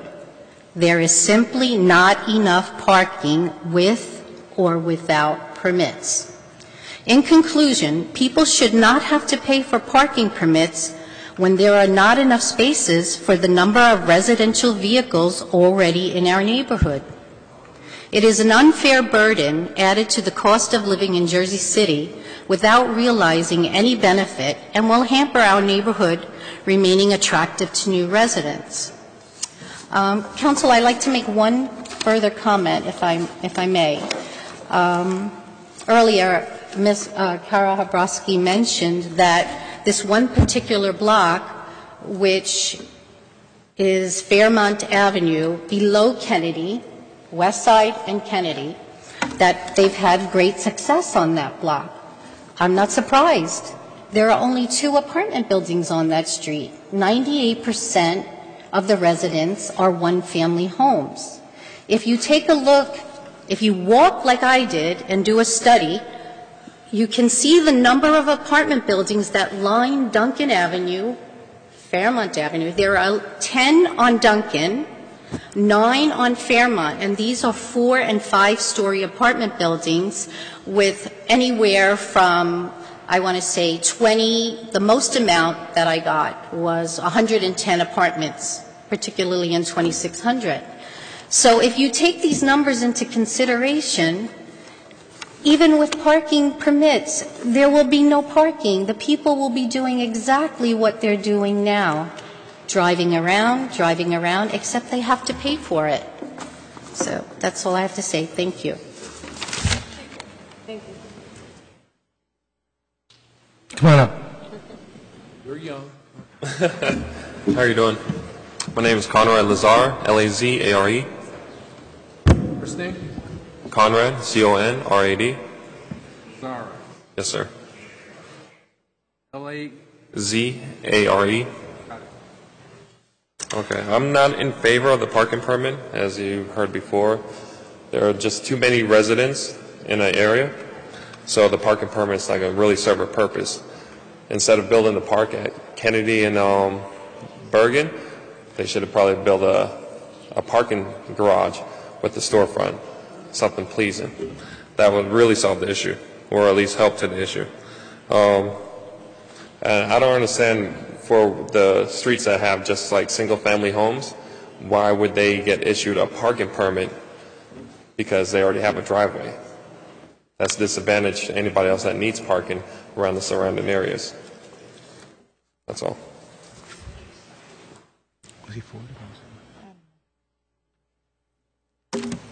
Good evening, Council. My name is Stephen Davison, D-A-V-I-S-O-N. I agree with pretty much all of the previous speakers in that there's not enough parking spaces, but I come to a different conclusion, and I'm strongly in favor of this resolution. And I'll tell you why. I lived downtown for over 20 years where there was permit parking, and it was tough. And yes, it was a commuter hub, and this is not exactly the same situation.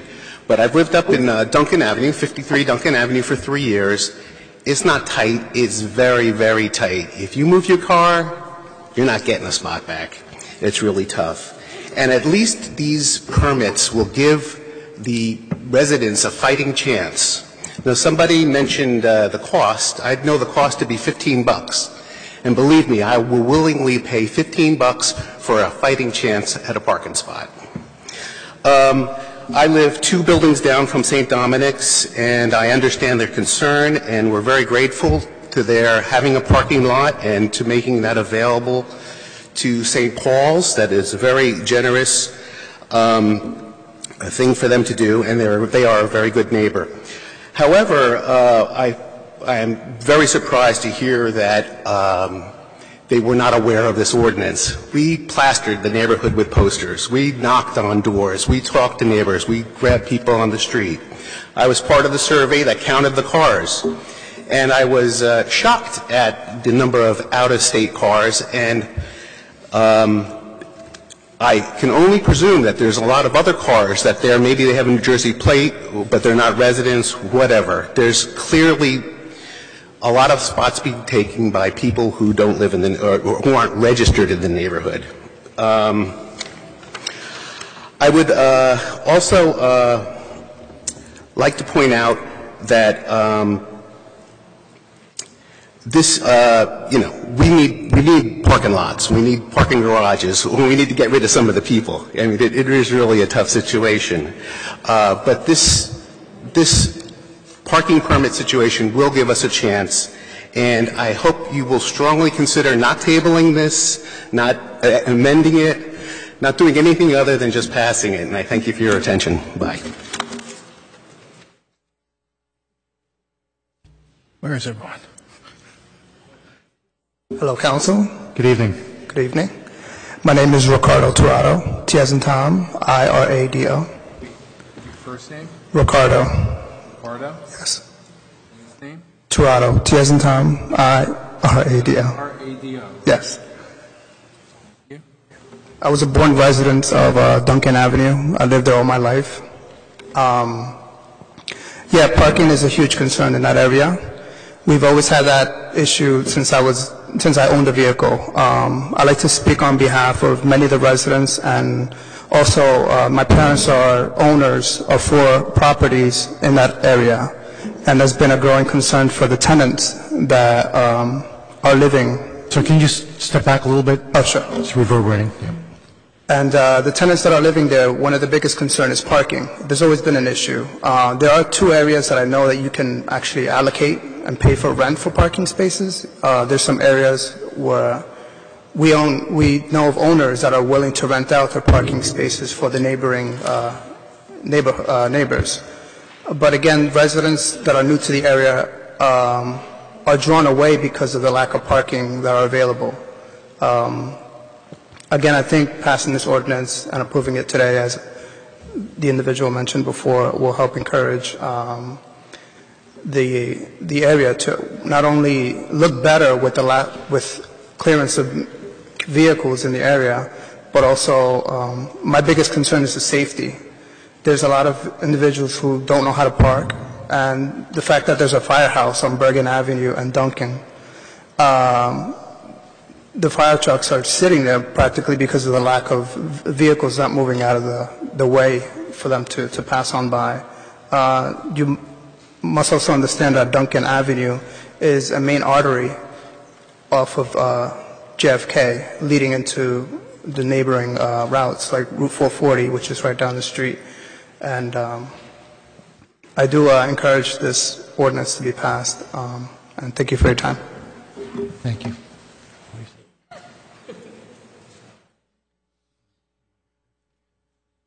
Good evening.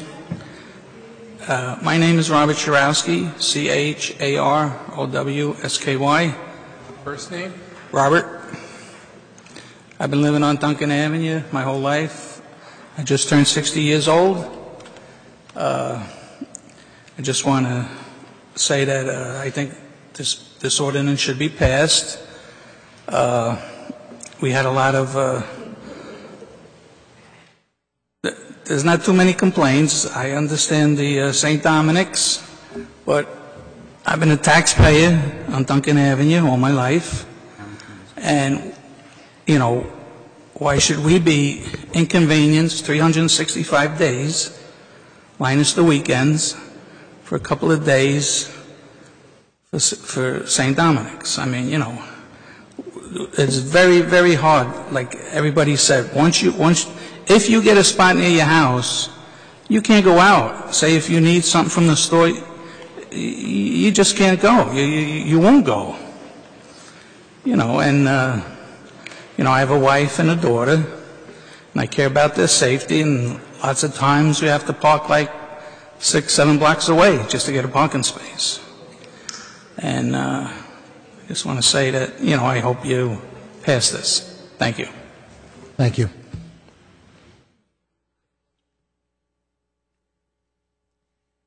Evening again. I think it's a good idea to pass the ordinance. I want to further add a couple of things, though.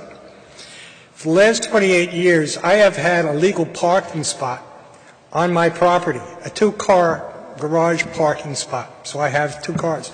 I had to get a parking permit from City Parking Authority to ensure that there would be nobody blocking my driveway if I wanted to get out of my parking space. And I spent for the money to do it. I still run into situations where people block my property. As far as this ordinance goes, I don't think that there's anything wrong in having citywide parking permit. So, and I know that's going to cause an awful lot of trouble, but I think we'd be a lot better off. But a good way to start, and at the same time, to prevent people from putting in illegal parking spaces, were if there was a repository of the legal parking spaces that we already have. You know, you would think after 28 years and $150,000 or more in property taxes that the people in the zoning official's office would have a picture on file of my legal parking space and everybody else's legal parking space. And if people are granted C variances for parking spaces anywhere in the city, those parking spaces should also be on file as well, so that an inspector could determine which ones are legal and which ones aren't. I think eventually you guys are going to get the idea that it might be worthwhile to do. In this particular instance, that area deserves to have permit parking because we're not even taking into consideration the parents picking up their kids from St. Dominic's. Anybody who's driven around there when school is letting out knows that people go as far as double parking on Kennedy Boulevard. So the idea of parking permits, while it might be prohibitive and it's not really going to solve the problem of not enough parking spaces, it's a step in the right direction.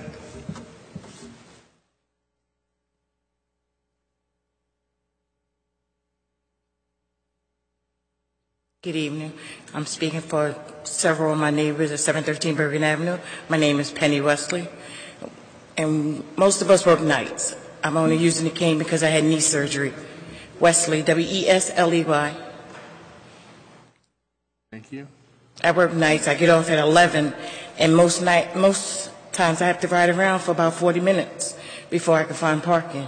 Sometimes I have to park on a corner and get up at 6 and move it before I get a ticket.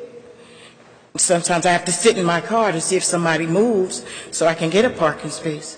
Most of my neighbors, we all work nights. We work different hours. I get off at 11. Somebody's coming in behind me at 12, at 1, at 2. We can't find parking. We have to ride around, and I'm forced zone parking. Thank you.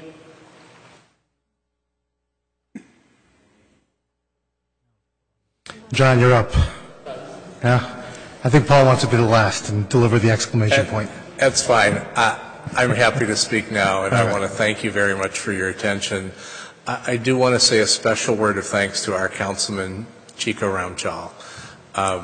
We argued a bit on this, and you pushed us really hard to do the community process to make sure that this was something which was widely supported in our neighborhood. That third neighborhood meeting, it would not have happened except you required it. We did our due diligence. As Stephen said earlier, the neighborhood was plastered with flyers. We did door-to-door outreach. We talked to people on the street in the petition drive, and we did social media. I do know that every institution of significance on the block, including St. Dominic's, was notified about the parking meetings when they took place. And frankly, there is a problem. Parking is a problem. You hear that all the time.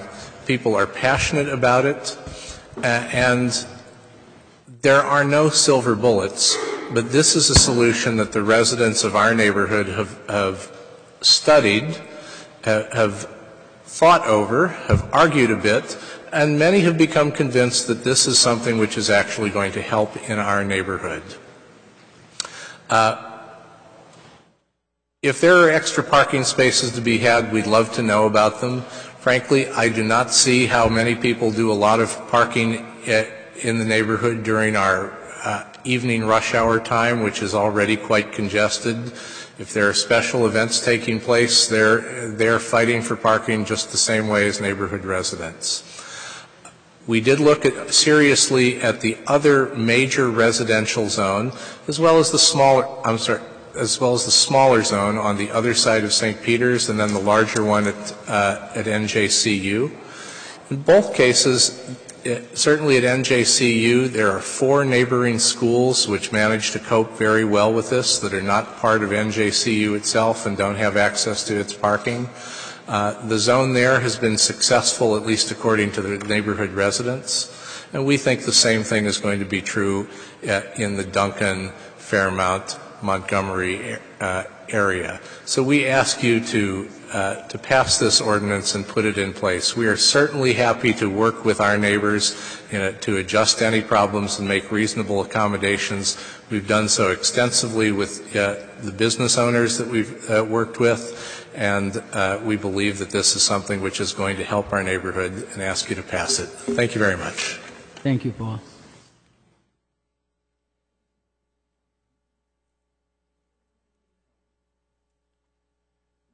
Good evening, John Soborowski. I actually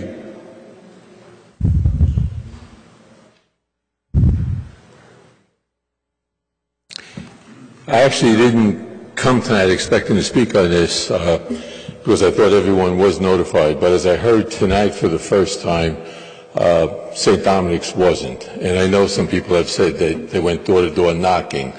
They didn't go to St. Dominic's, from what I understand. One of the larger institutions there. I have 4 daughters that attended St. Dominic's, so I'm well aware of going to parents' nights or things there and having issues parking. So before you pass something like this, I think you need to take into account that institution, because they do need to have parking available to parents when they have things at night. If you pass it, please take them into consideration in doing something further with this, because I have to think if everyone who spoke here tonight said they knocked door to door, I don't understand how they couldn't knock on St. Dominic's door. Forget about social media, forget about postings. That's a large place there. How do you not knock on their door? How do you not have a meeting there? How do you not have a town hall meeting there if that's what you really want to do? So I think they needed to reach out to St. Dom's, and I think that you need to take that into consideration. St. Dom's has been there for a long time, longer than probably anyone who came up here and spoke tonight. 138 Thank you. years. John, why don't they have a solution to that? Like, you know, when you have a funeral, they have a placard they put in the car. My daughter went to St. Dom's too. Yeah. Or it's a 2-hour parking limit, and at 9 o'clock at night, the parking authority's not going to be around issuing tickets if they start at 7. I'm just saying it's something you guys need to discuss and do something for them. I could understand that they probably figured school was over at 3 o'clock and they didn't think about it. Good evening, Council. Good evening. Charlene Burke, residing on Duncan Avenue.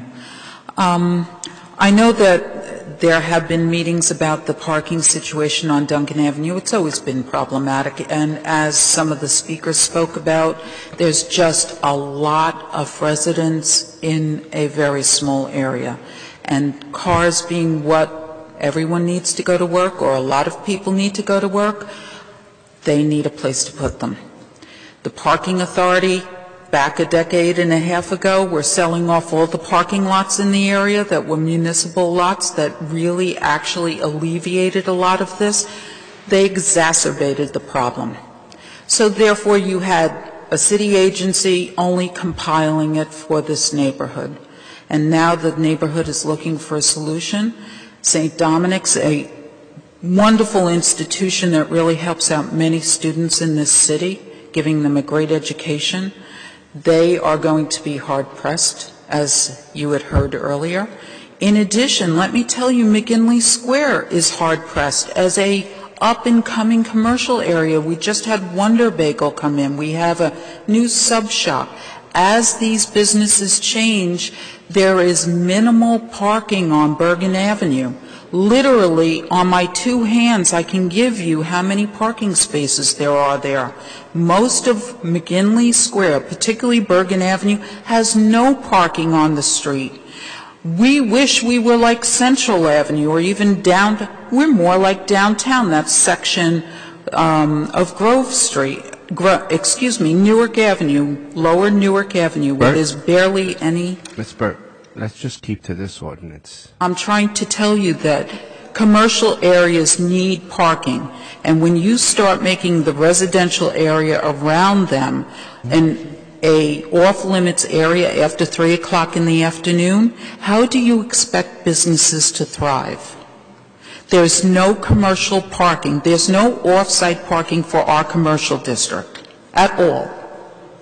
And so, therefore, customers need some place to go. And if after 3 o'clock they're getting booted and ticketed at a cost of $170 for one offense, do you know what social media will do to McGinley Square?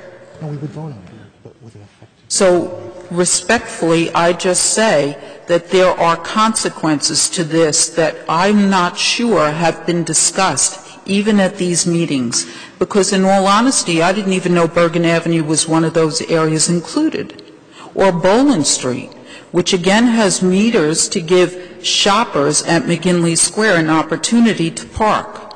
But if at 3 o'clock they're off limits, it looks like a worm in front of a fish. Here, park here at this meter, but you may get booted and ticketed.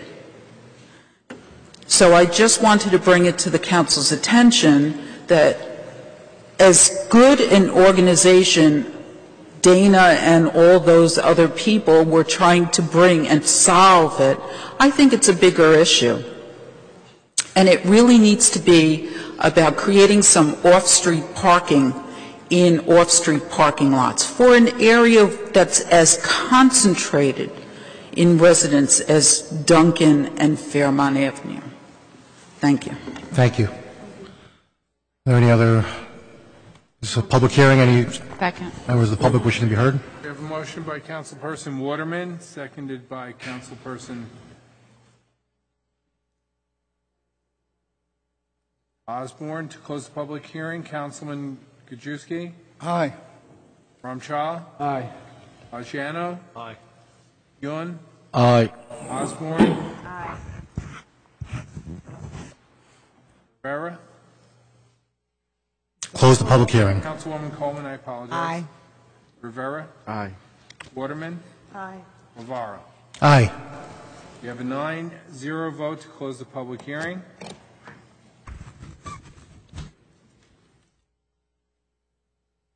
Council members, what's your pleasure? Should we go to second reading ordinance for adoption? We have some questions and then Questions. Joyce. Councilperson Waterman. Who else? John is responsible. Let me ask a question. I heard that part of the area that's included is with meter parking. Can you address the question of metered parking and the impact? No, that is not correct. The areas that are metered are not included in the. Hold it closer, Joe. Oh, the metered areas are not included in the permit parking, the resident-only parking permit. The meters are not included. No, they're not included. street is- The street address is, but they'll be able to park. I mean, the meters kind of self-govern the parking there, so they supersede and besides that's after 3 o'clock in the evening. The meters there are only till 5 o'clock, so that kind of excludes people from parking there. So At least the there's a meters- turnover at the meters. The meters supersede this ordinance, even though the street is included. But some parts of the street doesn't have meters? Right. Is that the way that goes? I think I understand I understood what they're saying is that there are that whole block is metered, Yeah. right? But there's buildings there. There's residents who live there, and if Right. you don't include their address in the zone, then that means that you force them to park in metered parking every day. So it says that if you live on that block that has all meters, you can be part of the neighboring. You can be part of that zone a block over, so that you have a place to park. But it doesn't mean the But it meters doesn't don't mean that count. it overrules. It doesn't meters. override the meters. Doesn't over. And they That's will never correct. have a problem with this. You sure? Well, let me ask you this then. Okay, one at a time. Councilperson Osborne, then Councilman Yun. Councilperson Osborne? Gentlemen? Yeah. Did you have something to add?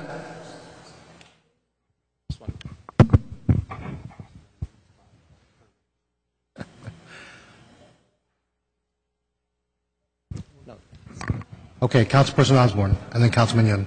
So most of the zone parking downtown has like a grace 2-hour period to kind of talk to some of the the business questions. So, it's zoned from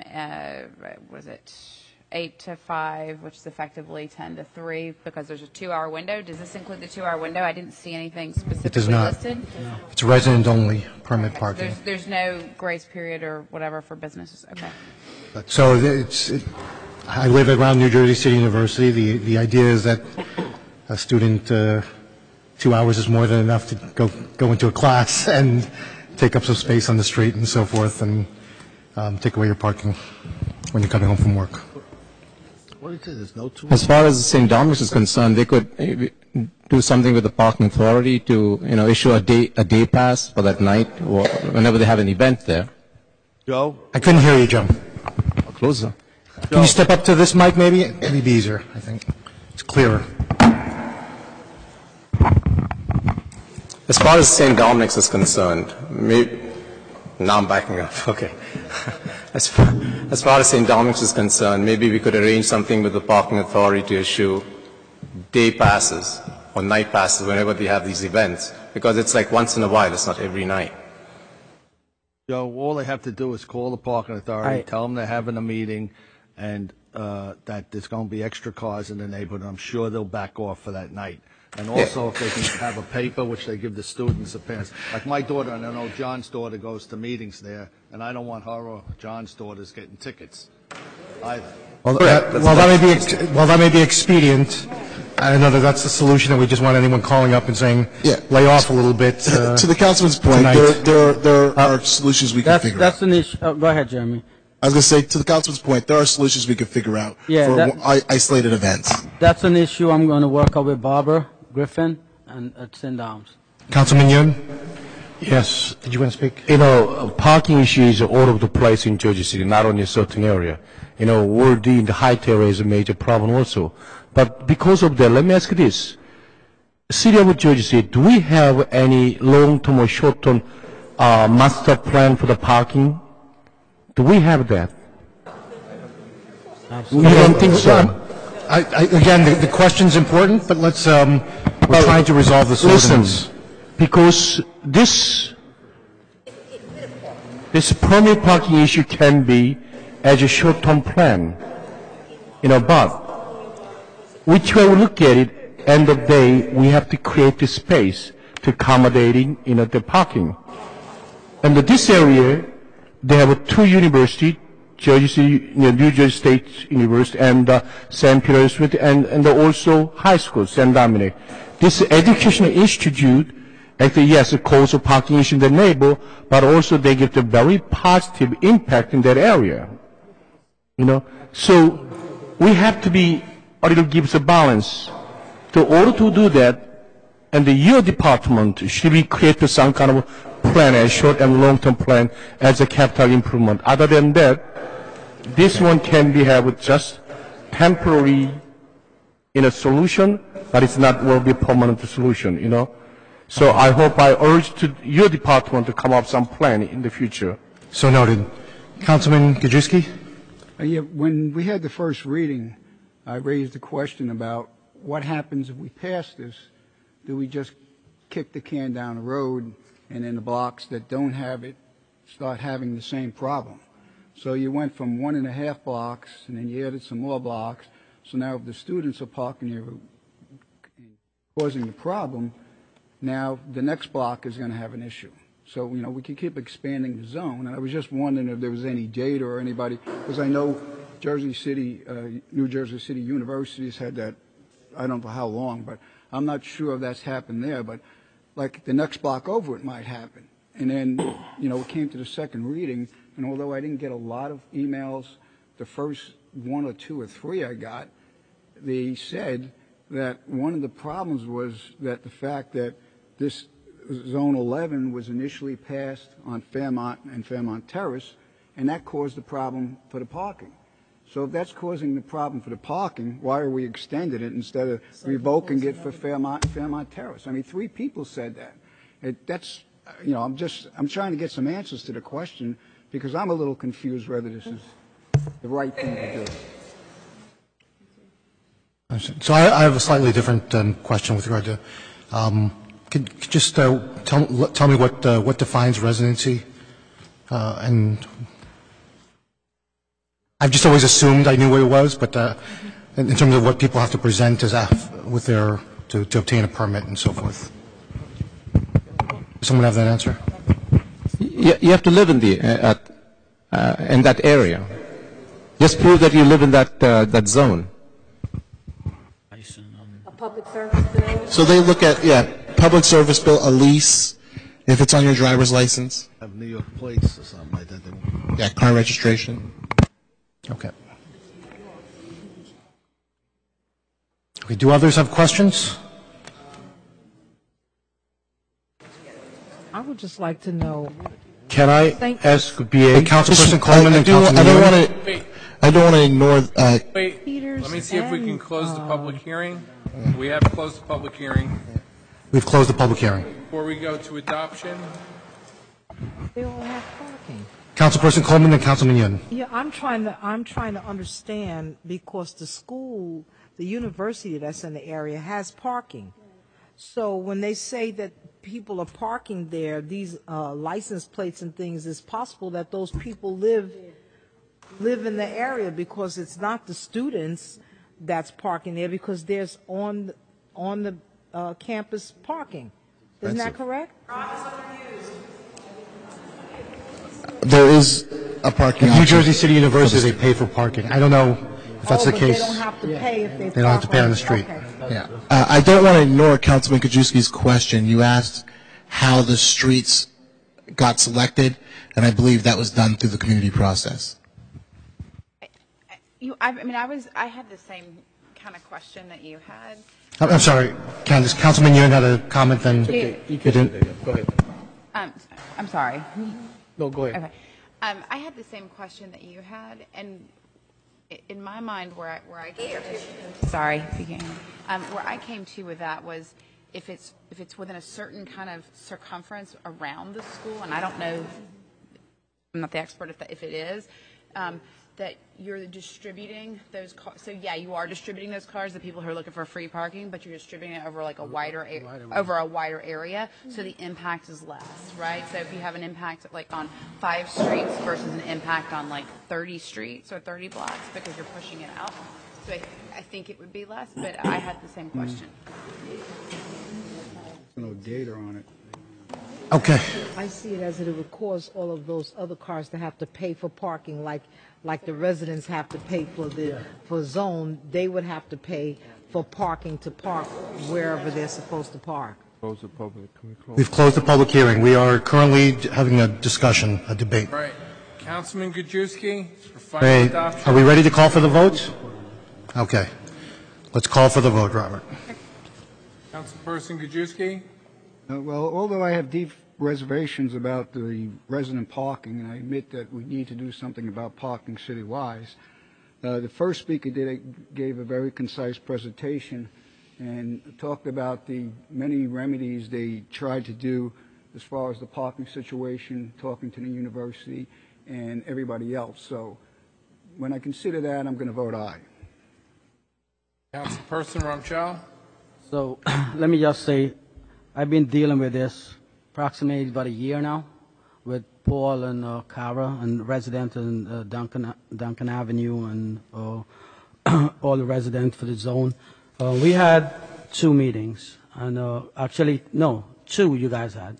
I called for a 3rd meeting with Paul and Cara because I want everyone to inform what's going on. That 3rd meeting that I went to, over 95 people showed up, right? The first meeting we have not a 90. The second meeting we have about 80, and every single person in that meeting, only I will say 3 to 4 people oppose of it that was in the meeting, but they all have concern about the parking issue. And Cara and I actually walked, and Paul walked around the perimeter, and there's a lot of cars that parked in that zone that does not even belong there, including taxi cab, even to a commercial vehicle parked there and not belong there. They're not supposed to park there. So I do think that we need to do something there, and I will gladly support this. Thank you guys for all your hard work and effort you put into this, and I support it 100%. That's aye. Councilman Graziano?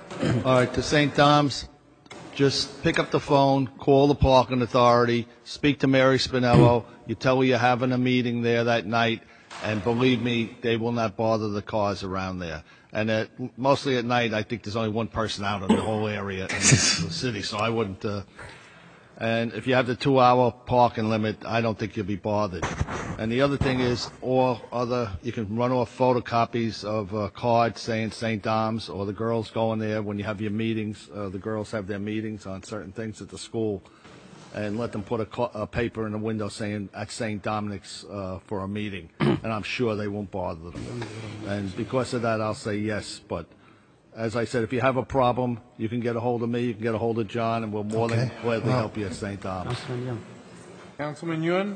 Councilman Yun? Councilman Ramchal is asking if he can speak before you vote. Can I say something before you vote? Okay.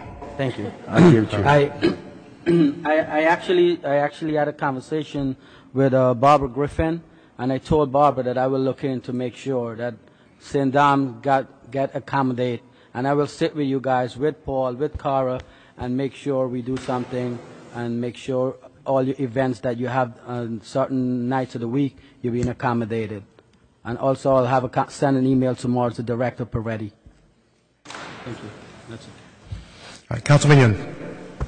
Okay, I'm going to vote aye because they're not going to solve the major problem, but I believe they will help a little bit, not that much, but residents in their area, and they are looking for that. So I vote aye. But this size of a city and the medium-sized city, we're proud to Jersey so much, one of the top cities in the state of the United States, America, but we don't have any long-term or short-term plan for the parking. So I hope tonight when we approved the Bloomberg Fund and the matching fund of $750,000, I hope that I-team look into parking issue also. I hope that is one of the items, like a BA, you know what I'm saying? So they can look at it, and I hope they create some kind of short and long-term plan for, city of Jersey City. And also, and the traffic engineering department, that area, should we have sit down with St. Dominic, Eugene State College, and St. Peter's University, and they gotta find out some way to looking for some solution, that they should have that. And also, parking authority should be involved.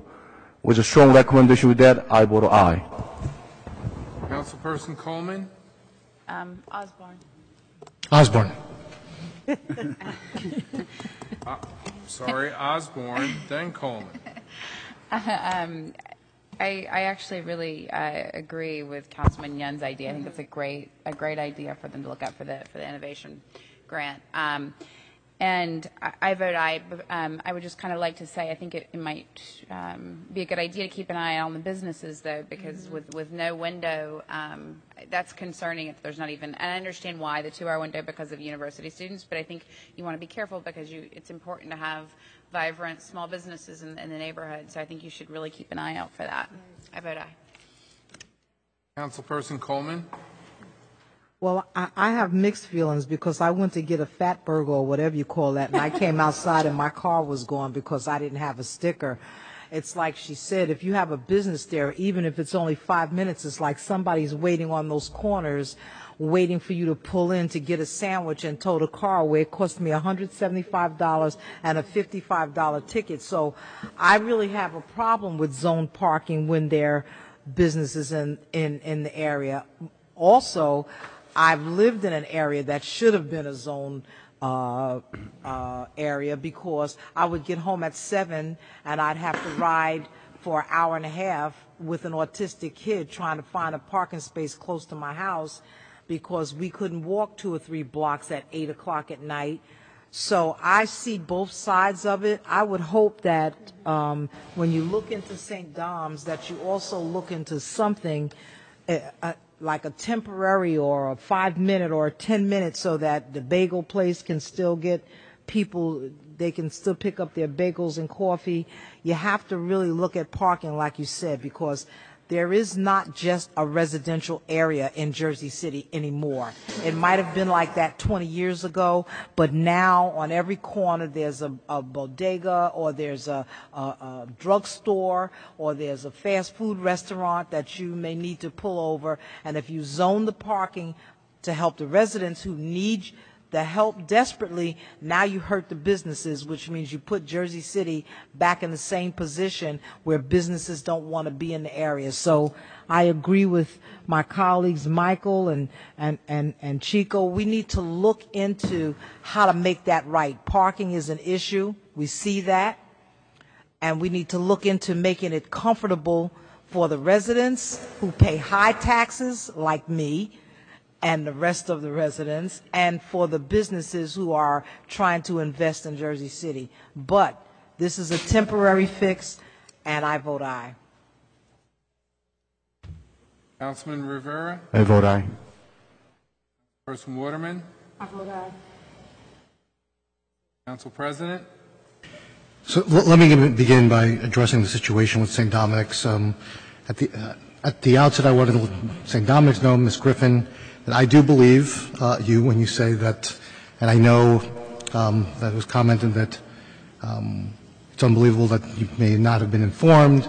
I do believe that the Dominican sisters were informed, were not informed, rather, of or adequately informed of this whole process.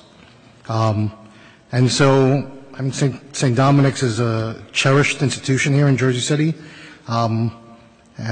and you know, the impact on it, I understand, I get it. I want you to know and that between the time that this takes effect, which is in 20 days, and the Ward B councilman has assured me that he'll work with you and community organizers to find a solution. But I want to give my own personal assurance that I want to make sure that that solution is found, because that's I don't want to see a negative detrimental impact on St. Dom's. So, with that being said, I'll turn to the positive on this, which is that I do commend the folks, and I know the folks who've organized around this, Kara, Paul, and other community organizers around this. It sounds like you did a very, generally a comprehensive process, but I will say I'm kind of perturbed about the whole situation with St. Dom's. So, but I recognize I live on Culver Avenue next to New Jersey City University, where we have the same arrangement. And for residents there, it works out very well in that regard. The one detriment to everyone else who's not a resident is the idea that you get booted on the first violation there, and you're out $175 plus the cost of a parking ticket. I think that's something we absolutely need to look into, because I think it's a little it's more than harsh on folks to get hit that hard, particularly on students and other folks.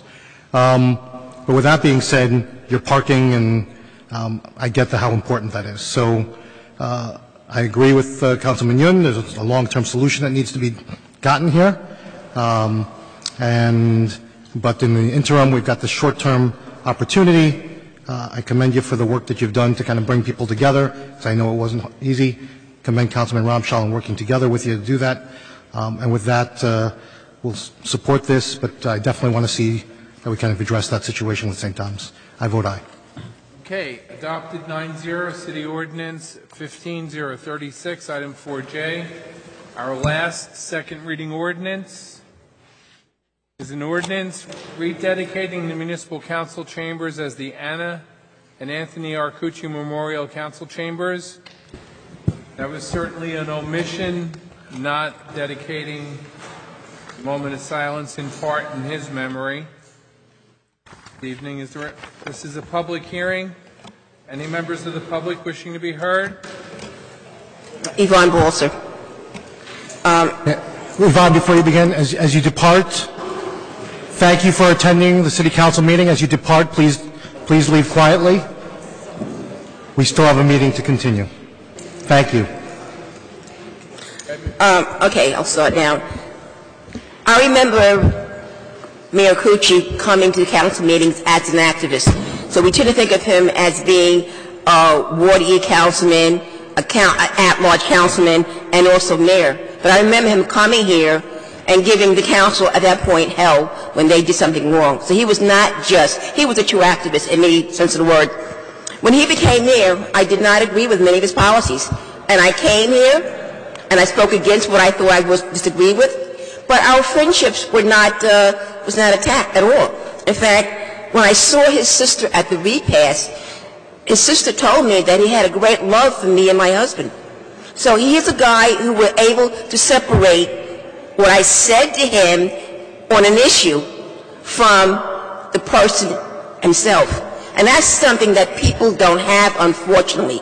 I can think of many people elected to office, and, you know, it's all about them. It's not about the public. So I do think he deserves that.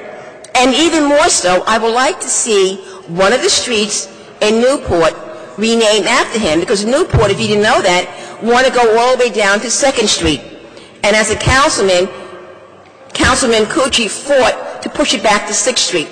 And right now we have silly names here called Newport Mall Drive and things like that. So I think that since he was able successfully to fight against the frack over silly things, I think we should take one of those silly streets and name it because he is, that was a part. I understand this about this, but I'm just letting you know that he was also an activist and a lot of things. He did not, no one appointed him to a ticket to run. He truly deserved what he got because he was a participant in government, in life, and in general. So I do approve of this, and thank you very much.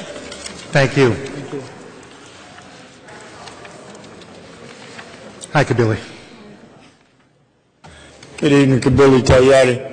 I too appreciate the salute that you're giving to Mayor Cucci, but something bigger, street building, something we should look at naming after Mayor Coochie. There are two men that served as mayor, Glenn Cunningham and Anthony Coochie, who truly served as people from the people.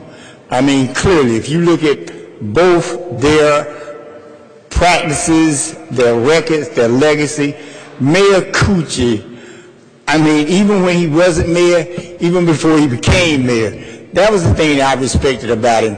He remained active. He remained an advocate for his city, for his community, for his people.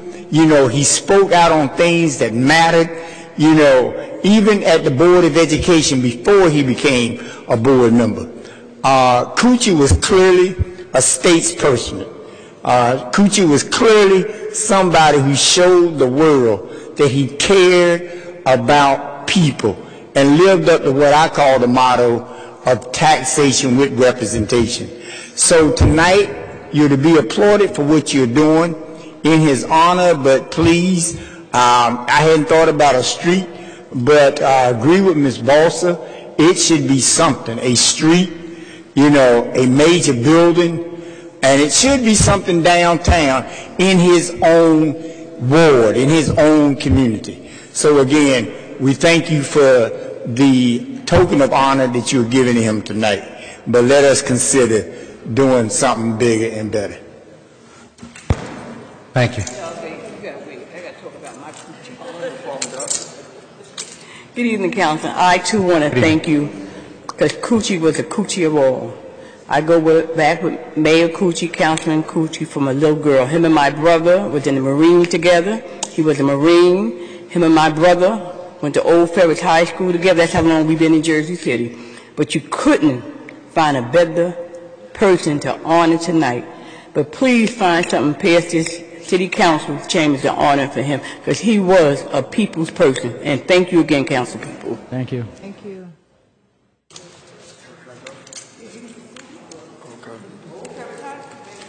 Good evening. Good evening. I had the pleasure of meeting Mayor Coochie back in 1980. For the record, Bruce Alston. Bruce Alston. I had the pleasure of meeting Mayor Coochie probably around 1984, 1985, when he was running for mayor. And he's someone I believe that inspired me in many ways. One of the ways was the way that he was always remarkably dressed. He was a man. I believe that he was voted one of the best dressed men in America at one time. The other thing I want to say is that I think it's a great thing what we're doing tonight, but it's also sad that it's being done after he has passed. But before we rush to honor people, I believe that there's things already that are in the works that would honor someone like him. He was a man that served as mayor. He also served as councilman. He also served as Board of Education. I believe that the City Council should look to pass a resolution and maybe ask the Jersey City Board of Education to seriously consider naming PS number 20 school after Mayor Coochie. Good idea. I believe also possibly the City Hall Annex should be named after Mayor Coochie. I believe that the appropriate thing to do with the City Hall Annex, it is not disrespecting Mayor Coochie, but is renaming it the Holloway Coochie Council Chambers. I believe that Melissa Holloway served as council. She served as council. She was one of the strongest advocates on the City Council, and I believe that it's time that we honor her also. Maybe that's more of an appropriate thing to, instead of honoring Mayor Coochie with a council chambers and then going ahead and honor him with a building. I mean, we see it right now in the Bethune Center. We have probably 200 icons on the wall. But at the same time, a man of his stature, let's give him a building like 20 School or the City Hall Annex.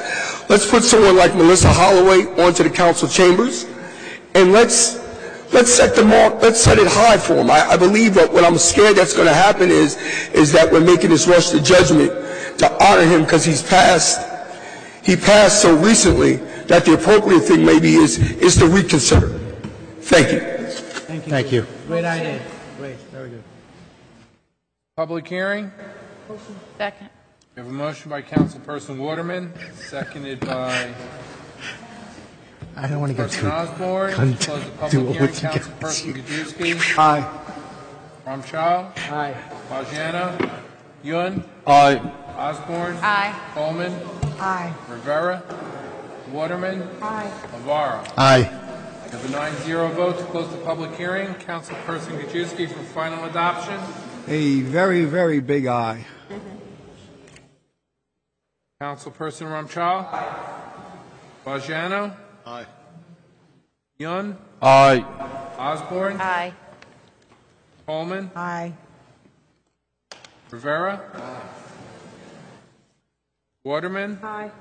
Council President. Aye. We have a 9-0 vote for the final adoption of our second reading item, item 4K, City Ordinance 14-038.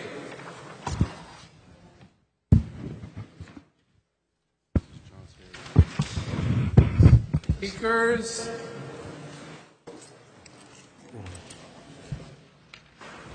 Isela Ramirez.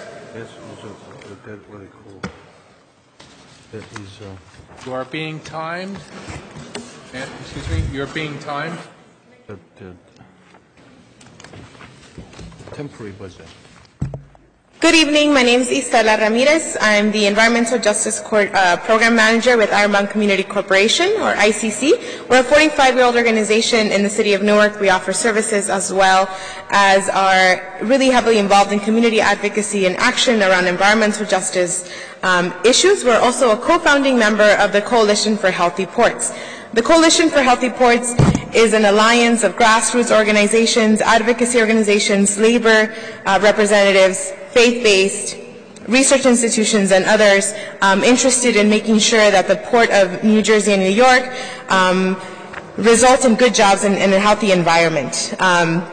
With the support of about 20 organizations, one of whom is here with us tonight, both from New Jersey and New York, we approached the mayors of Newark, of Jersey City, and Bayonne, as well as New York, to reject the Port Authority's clean air strategy. We are grateful to Mayor Fulop and his office for their urgency in reaching Port Authority to make sure that the Jersey City seal was removed from the Clean Air Strategy report before it was even printed.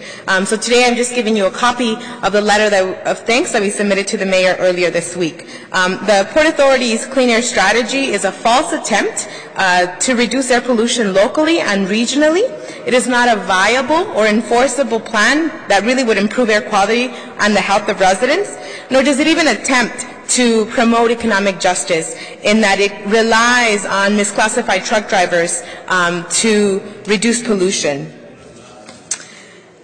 The Port Authority's Clean Air Strategy report is full of gaping data holes, and it never even mentions any immediate mitigations for the reduction of exposure from residents and students who both live and study near the ports. The Port Authority has just proven that they're not trustworthy. On the one hand, they claim that the lifting of the Bayonne Bridge to accommodate these giant Panamax ships in the port will not significantly increase truck traffic, and on the other, they rely on this increased truck traffic for them pushing across the Cross Harbor Freight Project. So again, on the one hand, there is no truck traffic. On the other, they desperately are anxious about it. As we learned from partners in the Los Angeles area, environmental gains for residents must be paired with economic justice for truck drivers. We must move away from a system that calls independent contractors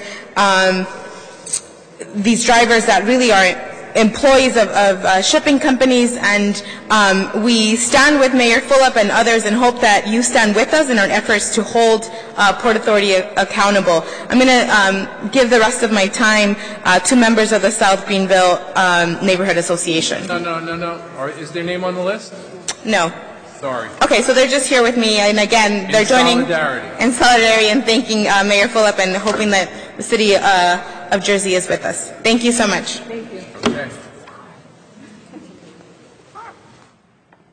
Jamie Vasquez.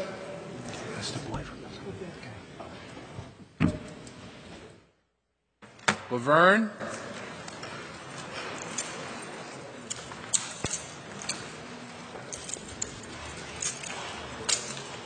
Again, good evening, Council.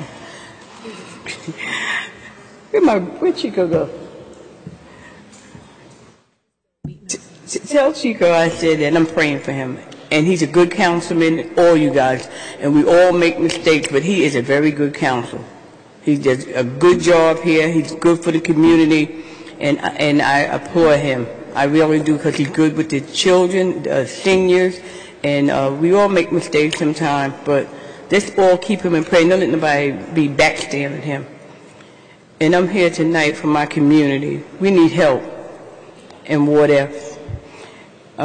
We got a few things that's getting out of hand with the crime. It was going down a little bit, but like, Chico, you missed what I had to say. I said, I'm praying for you. You're a good council person. You're good in the community. And just back up from the table. And they all going to work with you. And I'm working with you. And I'm praying for you. I'm serious. Because you're a good councilor. I can't say no more. The 2 years that you've been here just about, wherever I came, you was there for me. You was there for my community, not me personally, but for the community. So I got 3 minutes in here. But I'm serious. And you pray with him. Just have prayer with him. Yeah, have prayer with him. God will take that taste away. And keep on doing what you're doing for the community. Okay, my brother? I love you. But getting back to the community, we need help. And we need help bad, because I'm doing the most I could with the young people and the adult. Me and the new freeholder, we were sitting. I had him meet me up at the Greeks.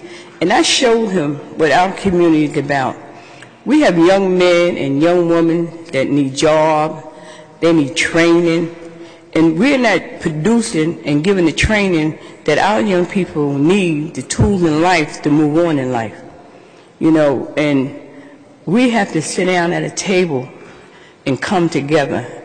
We got to touch and agree to better this city. If we can come up here like tonight and fight about parking spaces and all that, it's more than that what we need in Jersey City right now. And not just in Ward F, this whole city. Ward A, B, C, D, whatever. Up there, down there, we all need it. But we all need to do better, and we need to more come together. Thank you. Thank you. Dan Siccardi.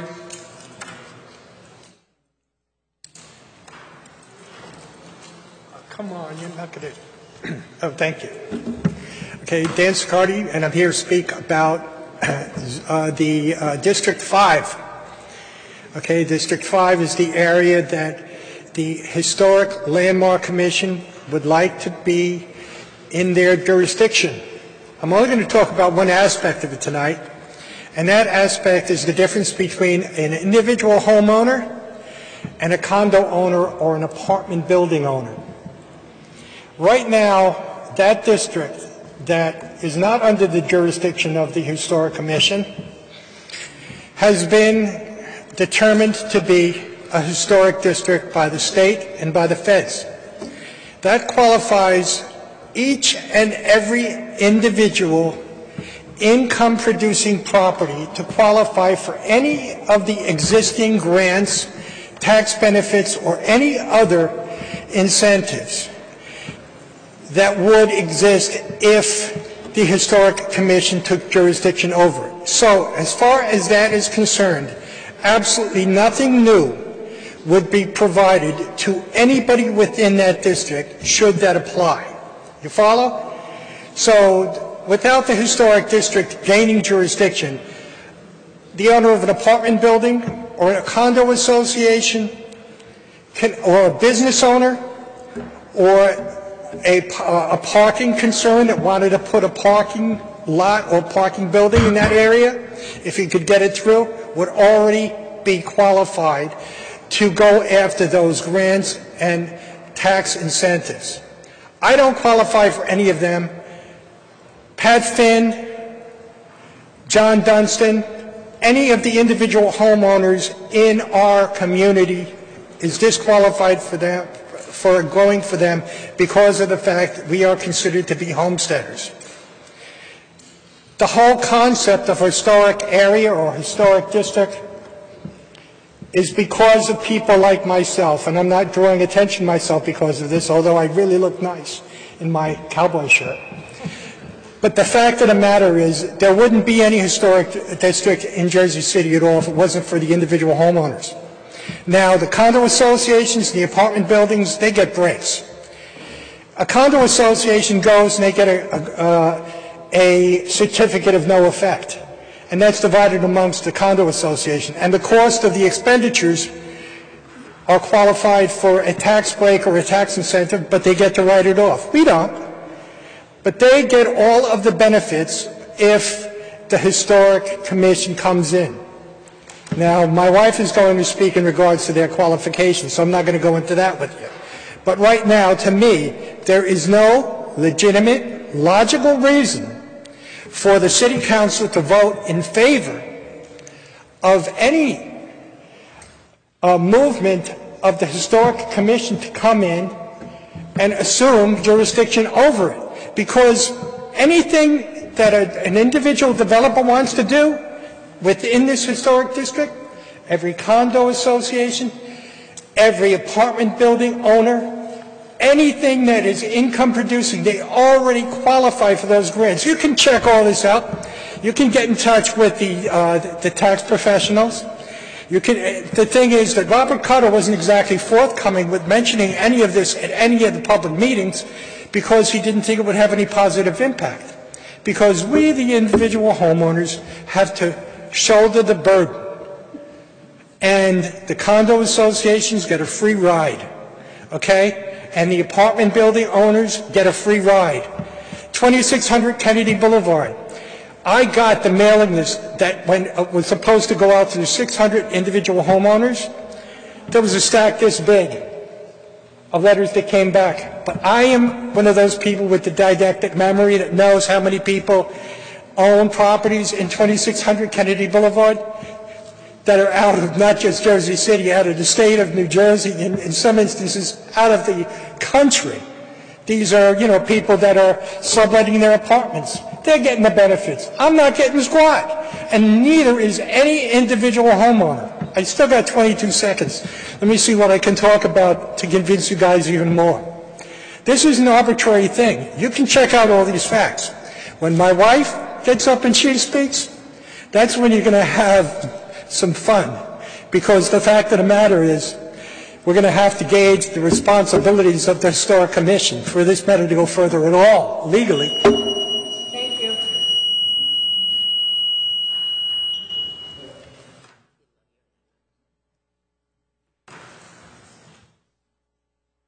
Wayne Baskerville. Yvonne.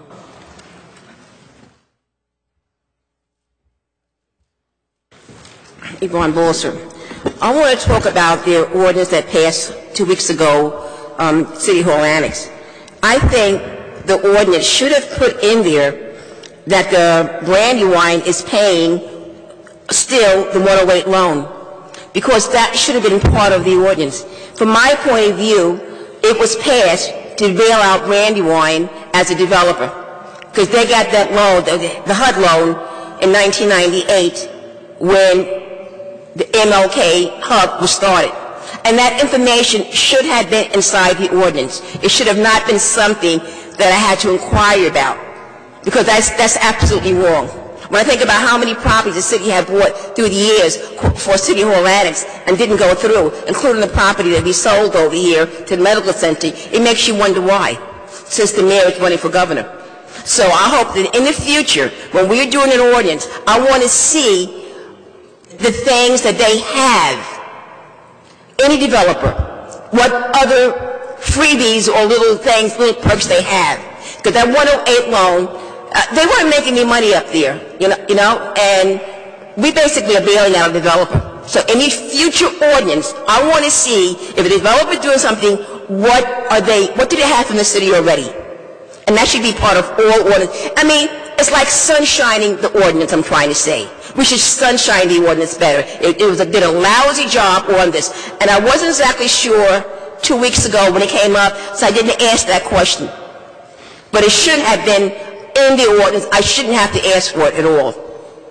Now, I don't want to spend my time talking about the 108 HUD loan. I also want to talk about parking. For the last 20 years, I have been coming here continually saying that we need more parking. And there's been an administration saying people need use bikes, people walk. We don't need it. Well, we do need it.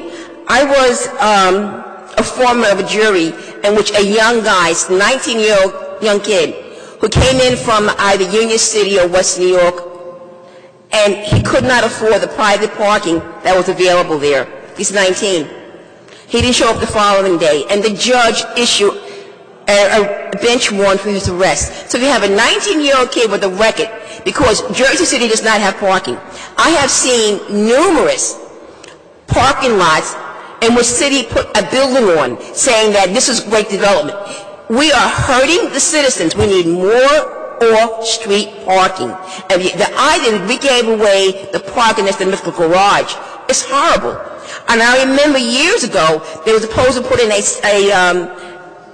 probably in the 90s, supposed to put in a parking with different levels on Newark Avenue for downtown residents. But instead, we put in the building and say, people are not going to use people don't have cars. It's absolutely ridiculous. And what is really is happening, the new approval for these buildings in which you have 20 or 30% parking, the people are now parking on the street. And you're making the problem even worse. You only care about developers. You don't care about the people who live in the city, and I really hope you take this serious, because you will run people out of the city. You will probably end up closing down the school, St. Dominic's School, if that's not addressed properly. It really is. And I see business closed, but it's absolutely horrible, and I've been through that living downtown, in which you can't leave in the evening because there's no parking when you turn home. But the only thing you care about, what does the developer want? Let's give him that. So thank you very much. And again, I want to see in future ordinances what perks these developers have before you pass an ordinance. Because to me, it's nothing but a sweetheart deal. We bail out the developer. Thank you very much.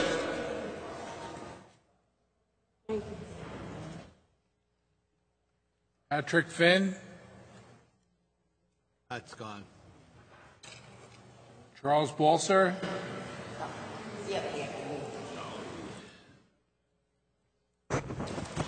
Good evening. Charles Balser. I'm a former historic preservation officer in Jersey City. My remarks are basically directed toward the West Bergen district. Should this council consider West Bergen as a new historic district, I want you to bear in mind that there's an added financial burden you're going to be placing on the homeowners who are struggling in today's economy. They're not getting the tax breaks that the developers and new residents are getting. The salaries are not going up, the cost of living is going up, and the transportation costs are also going up, as well as the taxes. There are 6,000 new units of housing that are projected to be built by the end of next year in Jersey City, bringing in about 12,000 new residents who will likely have a child or two, and that might raise the total of new residents to 20,000. The fact that the majority of the 6,000 units are abated for up to 30 years means that they're not going to be paying the cost for an extra 80 police officers, 50 firemen, or 300 teachers, and a half dozen new schools for a total of approximately $26 million. And those employees, they're not counting the benefits that they will get. The past is prologue here. If any of us have been here the last couple of decades, we can see where all of this might go. The cost of all the new units will be passed on to the property owners, and the hardest hit will be the 1- and 2 families. A huge tax hike is almost inevitable. A reval looms on the horizon. Once this hits, even the staunchest of those supporting this new district might be crying uncle. Over the last several decades, major funds that were slated for historic preservation projects, such as the Apple Tree House and the Lowe's Theater, have been diverted to other uses, such as parades and festivals. And those funds could have assisted homeowners in historic districts with costly repairs. In the case of West Bergen, the cost of maintaining a home per historic standards will be more than the districts in downtown. And why? Because in West Bergen, the average home is frame and siding, which is more prone to deterioration than brick and mortar. Many have a wide variety of decorative detail and components, like porches, gables, and back houses. Many have as much as 30 windows, where the typical row house is only 10. All of this makes maintenance costly. Contractors have shied away from the downtown districts. Too difficult and time-consuming getting permits. Their vehicles get ticketed and booted while they work inside, and plus the cost of getting an off-duty cop at $90 an hour, 4-hour minimum, to load or unload a vehicle. All of these costs are passed on to the homeowner. In the end, higher taxes, higher maintenance costs, higher rents translate to a loss of affordable home ownership and affordable housing for Jersey City residents. This is not the time for a new historic district. I thank you.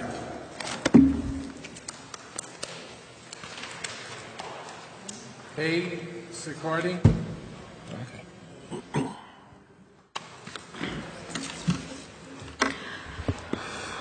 Pei Sicardi. Good evening, members of the City Council. Do you know what the qualification for board members of the Jersey City Planning Board and the Historical Commission are? They are right here in this official state document. I have asked this question many times since I heard about the plans for new historical district at the end of 2014. I asked the same question on March 10th at planning board meeting once again. I got no reply as usual. During March 10th meeting, the only relevant answer given by the planning board or the historical commission was, I am a resident of Jersey City. I believe I am qualified to be a member of the historical commission. In order to get the detailed qualification each of the historical commission has, I checked with every agency in Jersey City without any luck. The information I find is New Jersey's Certified Local Government Guidelines, which is a simple document containing 19 pages, governing how to form the historical district, how to qualify the commissioners, and how to manage the historical funds. This is the document. Page 2, Section B, indicates how to form and qualify the historical commissioners and their duties. Appendix A, page 9 to 10, outlines the professional qualifications standards. According professional qualification standards, a commissioner has to have either 1, a graduate degree in history or bachelor degrees with 2 years full-time experience or substantial contribution through research and publication. Or 2, a graduate degree in archaeology plus at least 1 year experience, 4 months of supervised field work, and the ability to carry research to completion. There are additional requirements in addition to these minimal qualifications. Let us inspect our planning board members and the historical commission's qualification. There's no, I repeat, no information in regards to their qualifications. No names, no addresses, no academical history, nothing available to the public. So I filed an OPRA request on March 17th in order to find out the resumes of the members of the Planning Board and the Historical District Commission. Resume has to be submitted in order to this candidate to be qualified to sit on the commission. The information should be in place and stored for public inspection. I've waited a week and I called the city clerk's office to check on the status of the OPRA. The person in charge of this file told me that the legal department and risk assessment department are reviewing this information. This document will be released no earlier than end of the week, March 27, if this document can be released at all. Now we have the legal and the risk assessment departments involved with the OPRA. Why? Is it because they know this member are not qualified to be on the Historical Commission? Do you think we have the right to know? Every decision they make has legal consequences. When these members are disqualified, their decision becomes void. I thank you to restore this agenda until the commissioner's qualifications have been proven. Thank you. Thank you. Thank you. Thank you. John, the legal department. Wait. She talked about the qualification of the historical committees and commissioners. What is the reason we not released the information, the qualification?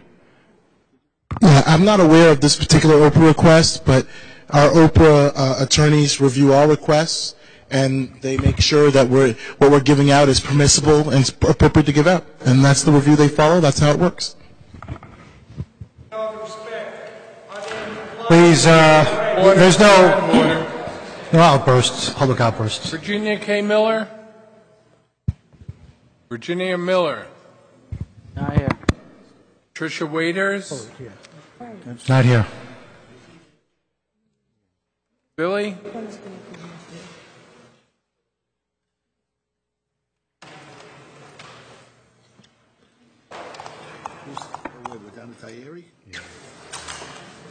Good evening, Kabili Tayati. I first want to start with item 3B. And the reason I want to start with it is because even before the planning board meeting was over with, there were several residents in that area that approached me.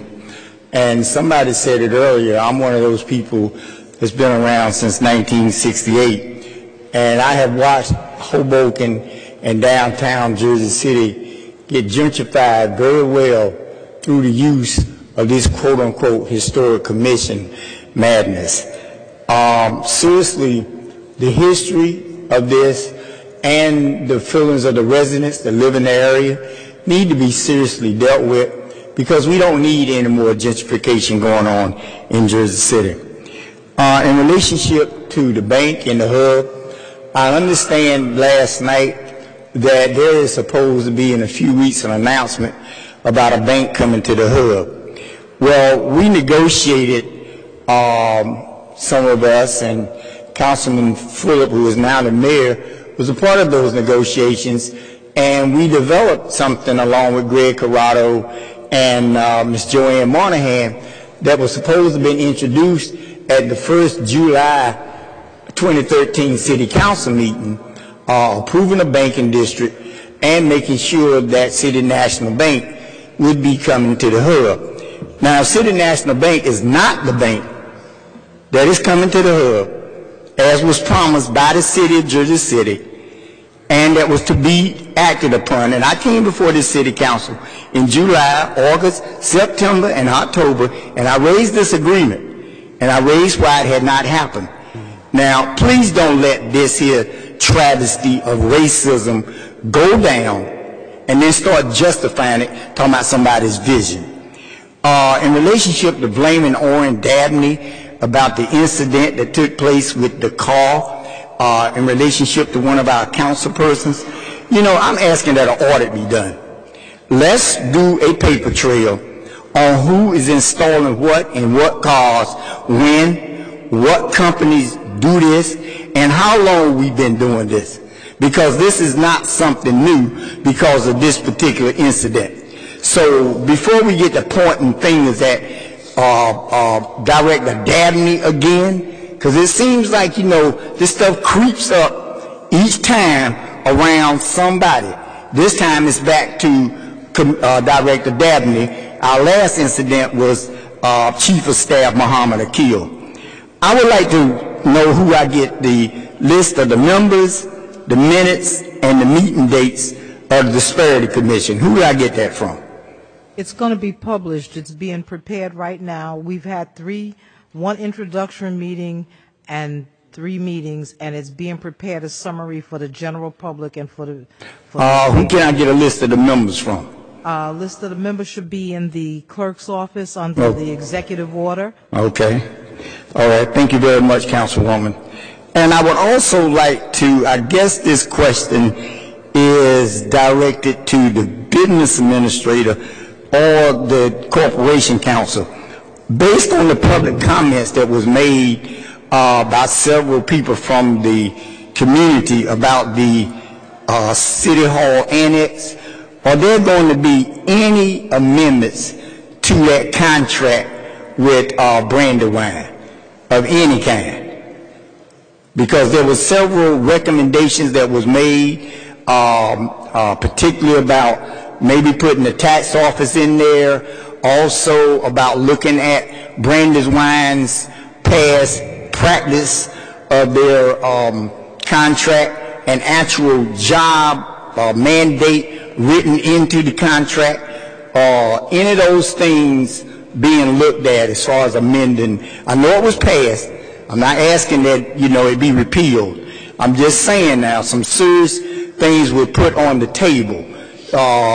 Is any of that being discussed, or particularly the part about them having to have a guaranteed employment mandate in it? When you get to 24, when you get to 1 minute, you're done, Kabili. Oh, I'm sorry. I fell asleep and turned the clock. I'm sorry, Bob. Could that question be answered? The issue of employment and jobs is being discussed, yes. And also, it's being discussed, but it hasn't been written in there. What's that?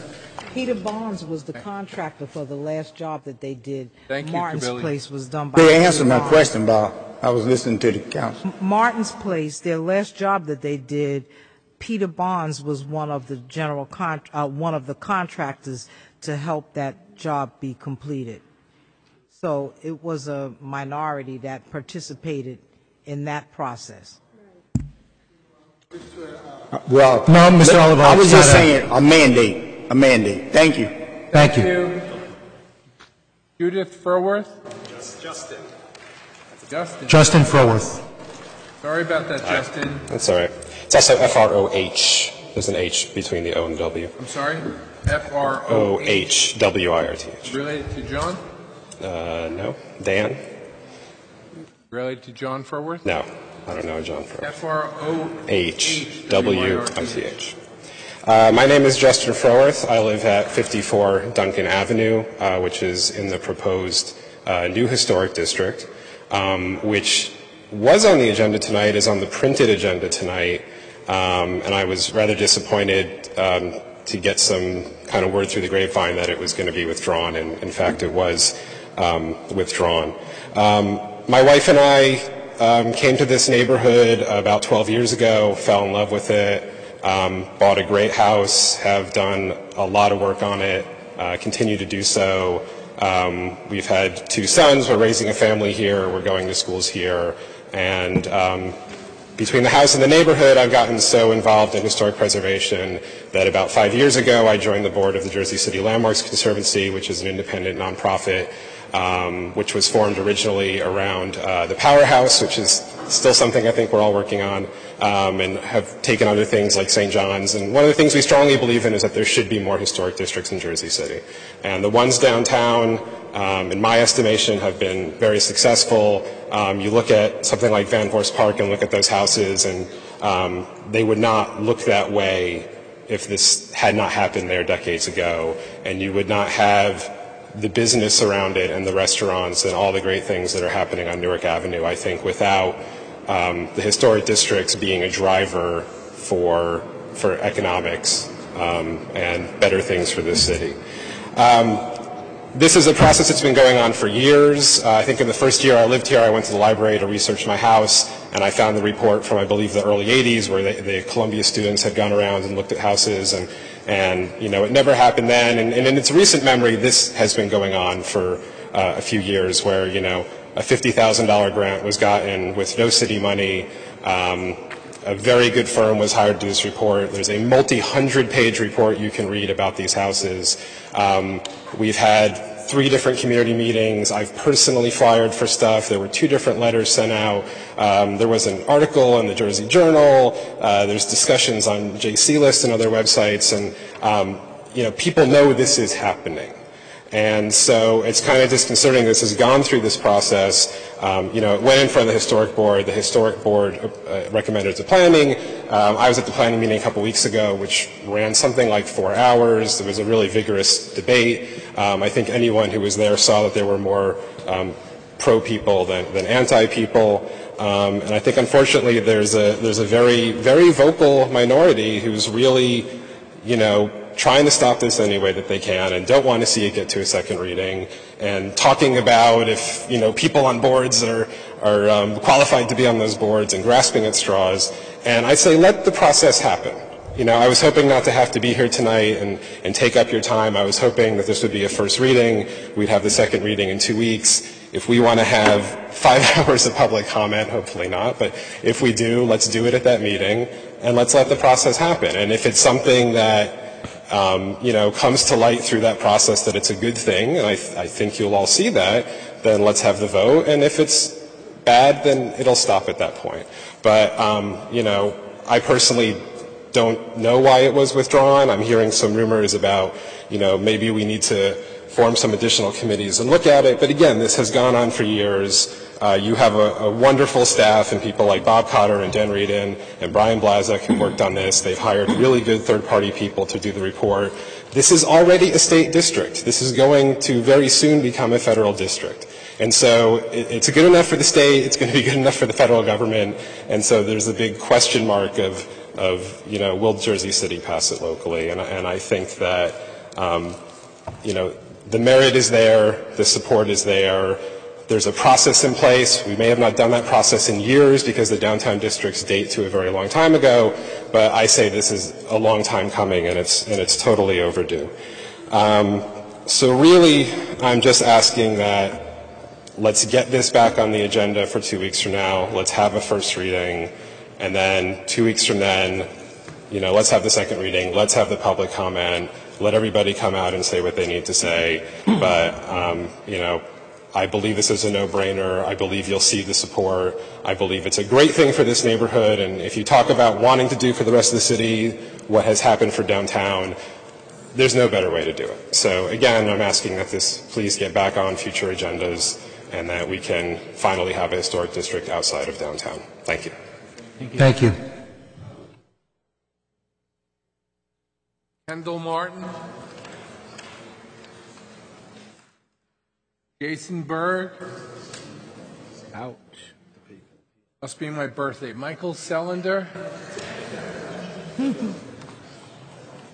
Happy birthday, Robert. Hi. My name is Mike Sellender. That's S-E-L-E-N-D-E-R, 159 Jewett Avenue. The genesis for this West Bergen East Lincoln Park Historic District goes back at least 30 years when a group from Columbia University did a study of the area. And the subsequent studies seem to have tried to stick with the same or very similar boundaries as defined back in the early 80s.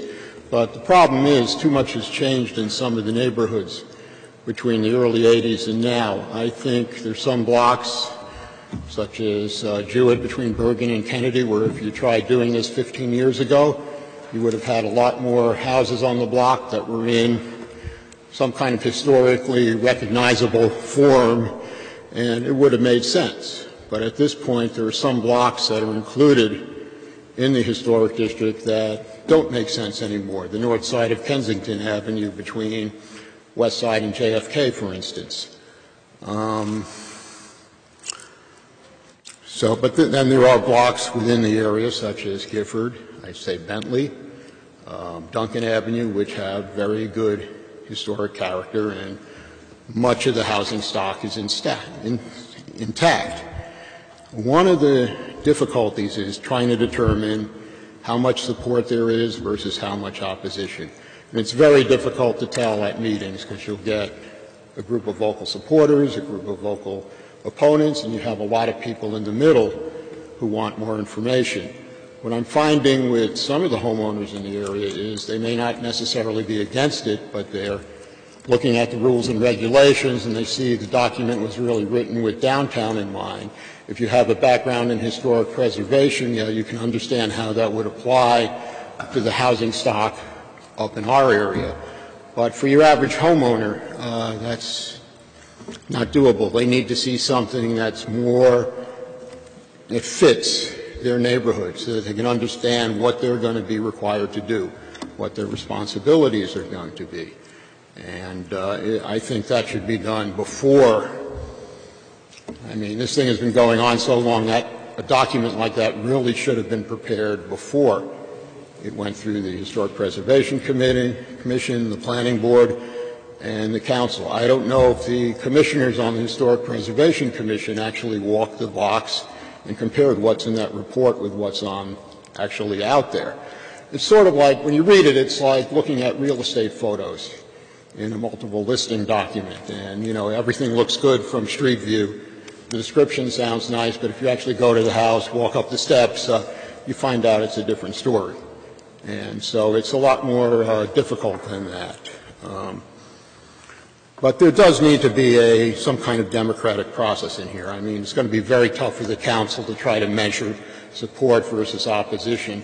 And my feeling from just talking to people and going to these meetings is that it just varies considerably within the area. Some blocks you have very strong support, other blocks you may have very strong opposition, and maybe some kind of petition process would be applicable where you do it block by block, and if you have a certain percent of the homeowners signing on, then that block gets included in the district. And that might be a good approach. District would still have to be done by the council, by ordinance, to comply with the New Jersey municipal land use law. But I think some process like that would be preferable to what we have now, where we're just guessing whether people want it or they don't want it. The other comment is there have been certain groups within the community that have a very strong focus on this for years, but that sort of alienated the people who aren't interested in it, so they stopped going to those meetings. And so it's very difficult to measure by looking at what one community group says. So I'd really hope that we can open up a democratic process, particularly since planning is looking at other neighborhoods in the city as possible future historic districts. Bergen Hill, I think the master plan elements that were updated had Sparrow Hill mentioning there. So it would be a good idea to establish a process that's going to work going forward for everybody. Thanks.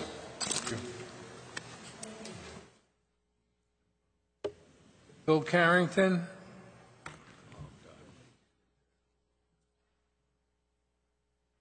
Look, Phil, I'm not shorting you. Get started. Thank you. Good evening. My name is Phil Carrington, and for another day, I am here requesting fair play.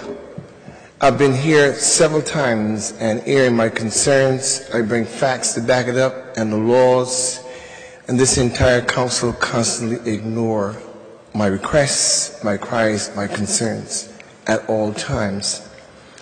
And for the last year particularly, I have concerns of my license being suspended without due process or no law to back it up. I must admit that I sent a letter to Councilman Gajewski and he made some calls, but that didn't go too far. Again, I came here and I made statements, complaints, no one responded. Yeah. I said that my organization had issues with the health department. The farmers market had issues with the health department. I watched as groups of people spoke in support or against them. I watched as in October, you tabled the issue of the farmers market because there were some other, I could say white people, because they were white, from the Lowe's Historic Organization. They had concerns. You met with them, you let them meet with them to hear their concerns. There were the Hamilton Park, who had concerns with the privilege that was going to be given to the farmers market. You met with them and you hear the concern. But a black organization, you thumb your nose at them repeatedly. And I keep raising the issue. I said, this is unfair. And I keep saying that I'm getting tickets all the time. Not $170 of people talking parking, $500 and $600 and $800 per ticket. When there's no violation of law, you said nothing, you did nothing. Look carefully, that in the vote, Borgiano, who doesn't really vote with you, he said, I'm going to vote aye this time. But I want this group and that group to continue to meet with each other and earn the differences out. Councilman Young basically said the same thing. Rolando Rivera basically said the same thing. So everybody get to meet as a human being and hear their concern. But black people, they get shaft. And so when I came to speak, I said, look, this time I need an answer. And just fairness. I says, and I had the facts to back it up at all times. I said, look, I need to be heard. Rolando Rivera, council president, continued his onslaught of insults. He said, Phil, your time is up. I said, no, I need an answer.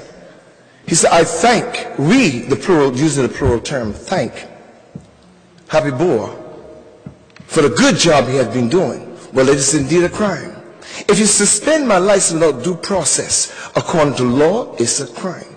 If I can show malice, it's a crime. If I can show that he doesn't know his job and he's incompetent, I say that here, I say it in court, I say it 11 times in front of his face, I can back it up with facts.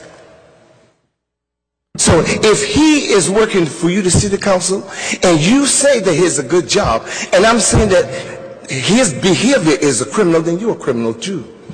So I'm asking for an investigation into you and to Happy Boer. But I know it's going to be taken lightly because you don't care what I say. And so I sat down and I write a legal action. I was going to file it today. But there are people there that I've been able to work with. I work good with Diane Coleman sometimes. I work good sometimes with Councilwoman Waterman, I see. Ramchild. And surprisingly, I work very good with him. After the meeting, Danny asked to give me some time, and we met. And as a result of that, I chose not to. But I need to hear from you that you're not part of the we. Because tomorrow, I'm filing a legal action against you, Happy Boer, the police officers, and everybody. Since I cannot meet with you, since this is not the right venue. Thank you. See you next Thank you for your time. I have a question. Overstreet. Wait, Robert. My gosh. Robert, I have a question. So, Phil, when you said that you contact every council member, I never received one email from you. I never. No, I said it here. I didn't say contact. Yeah, he said it here. And E. Overstreet said he would meet with him the night he said it. And you did not meet with... Yes, he did. Councilman Rivera did meet with him. We've all met with Okay. him, but Overstreet. his matter needs correct. legal. His Eco matter is legal and he needs Ortiz. an attorney. We can't do it. I say it every week. I know. He needs Bruce an Alston. attorney.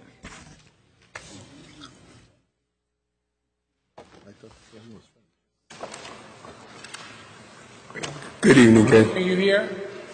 You mic right up towards the front because you'll be our last speaker. Good evening. I'm just here to offer some words of encouragement to Councilman Rangel, Chico. You're my council person. I think you're doing a great job. We all have lapses in judgment. We all make mistakes, right? It's good to see that you're owning up to it. You're willing to play this process out to see what it comes for yourself. My main question is that something found it ironic. I'm just wondering, maybe you can tell me, how many council people actually have those police sirens in their cars? Does anyone know? Currently, no one. I believe they've all been removed from everyone's cars. They were removed as of when? Does anyone know? Because I'm told that there was a fleet of cars lined up at the DPW this week. Is that true? Getting them removed? I don't know. I don't know. I'd have to go check. I lost mine 15 years ago when I retired from the police I never department. had one. No, okay. Does anyone know if Councilman Rangel is the only council person to get pulled over for a DWI? For DUI? Has he been the only person, only council member, to get pulled over for a DWI or a DUI? In history or this council? In this council. I have no knowledge of that, so. No one has no knowledge. So, if a Jersey City police officer came before the council was willing to go on record and say you have no knowledge of any council member up there other than Councilman Rangel of being pulled over for a DWI or DUI or cited for a DWI. Is that correct? Yes. I'm just curious. Yes. Okay. Well, I can't speak for everyone, but I don't know. I can say no. That's correct. No. I believe you, Councilwoman Waterman. For some reason, I believe that. But I'm just, the only reason why I say that is that I just find, what disturbed me yesterday when I read that article about what I think was Monday, what happened in caucus, and I'm just old school. I just believe that there's I just take you guys as a family. I just find it hard that when a family member does something wrong, it's one thing to say something to him privately. There's one thing to maybe cite him after he's gone through due process, but to take that stab against a family member before he's gone through due process, if I'm you, Chico, I question who is loyal to me on that council. I question that, because I'm going to tell you something. I'm not going to say that there's anyone on this council, but I will tell you, there was the day of your incident, by 7 o'clock in that morning, there was elected officials across Jersey City sending texts and emails saying that you would be stepping down, and they were actively recruiting for replacements. What happened? And I have the text messages to prove it. Well, it wasn't me. So. And I said that, it's not anyone on the council. Not anyone on the council. Not anyone on the council. And I want to go on record and say that. So that's what I'm saying. And I don't want to put it out there and say that it was anyone that was a freeholder. And I'm not going to say, and I want to go on record and say it wasn't even the mayor. I don't want to leave that. I don't even want to leave that out there. But what I want to say, Chico, is though you're my councilman, right? Good or bad, whatever it is play out, I'm willing to stand out with you, right? Because I believe we are the second chance city. Okay? Thank you. Bruce, thank you very much. Charlene Burke.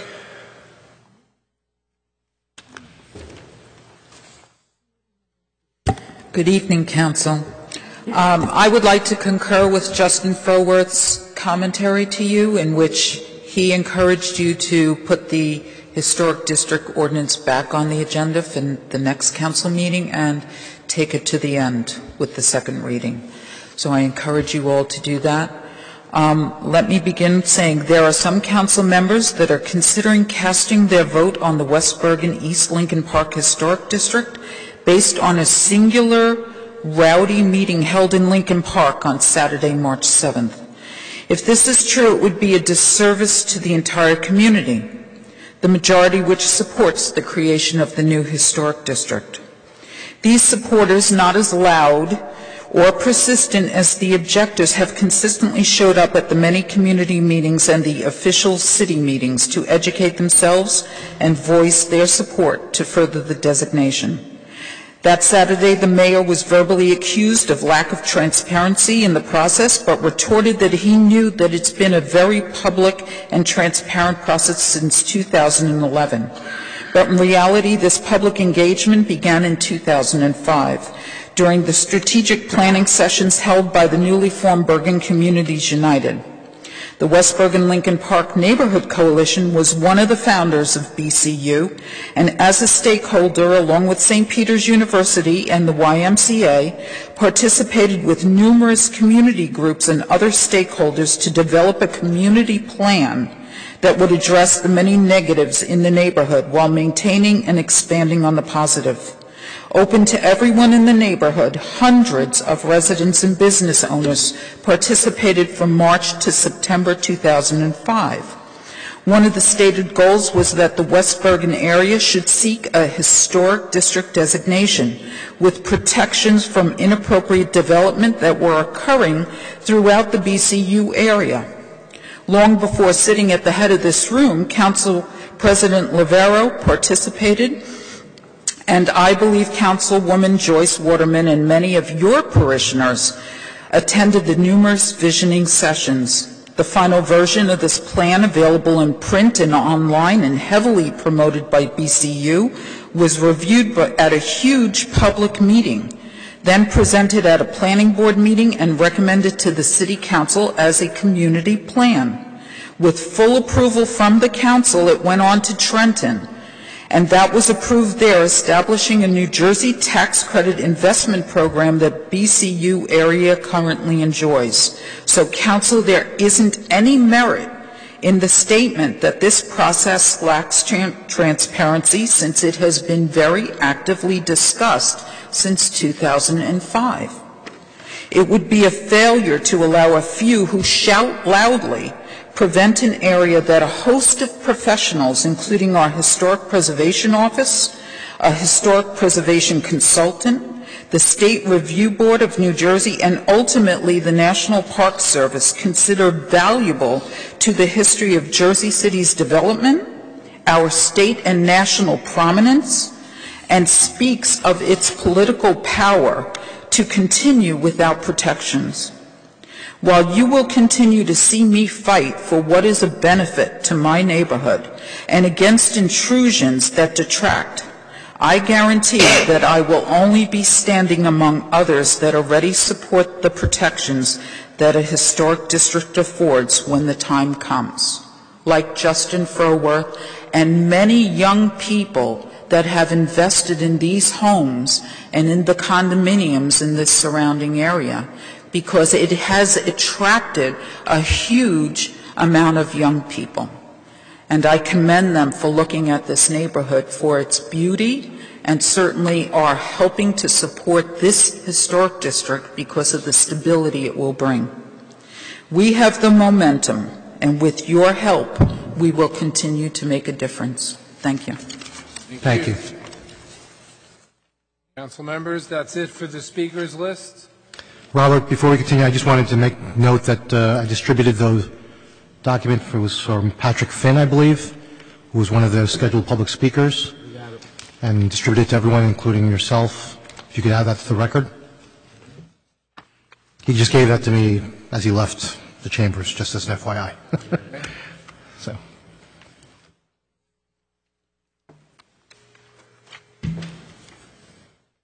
So we'll mark that 6W. That was Patrick Finn.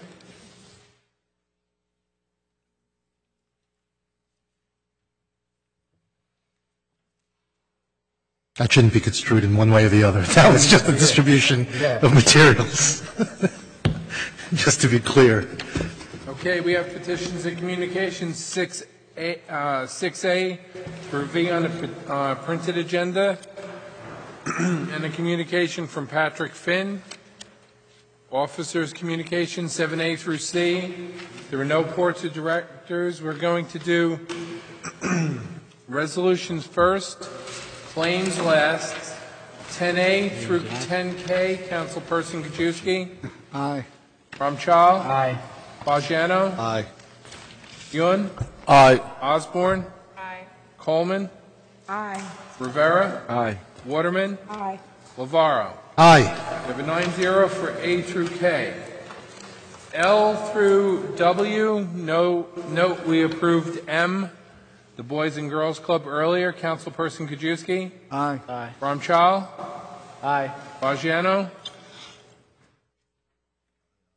Yun. Aye. Osborne. Aye. Coleman. Aye. Rivera. Aye. Waterman. Aye. Lavaro. Aye. We have a 9-0 vote for L through U. B through Z5, Councilperson Gajewski. Aye.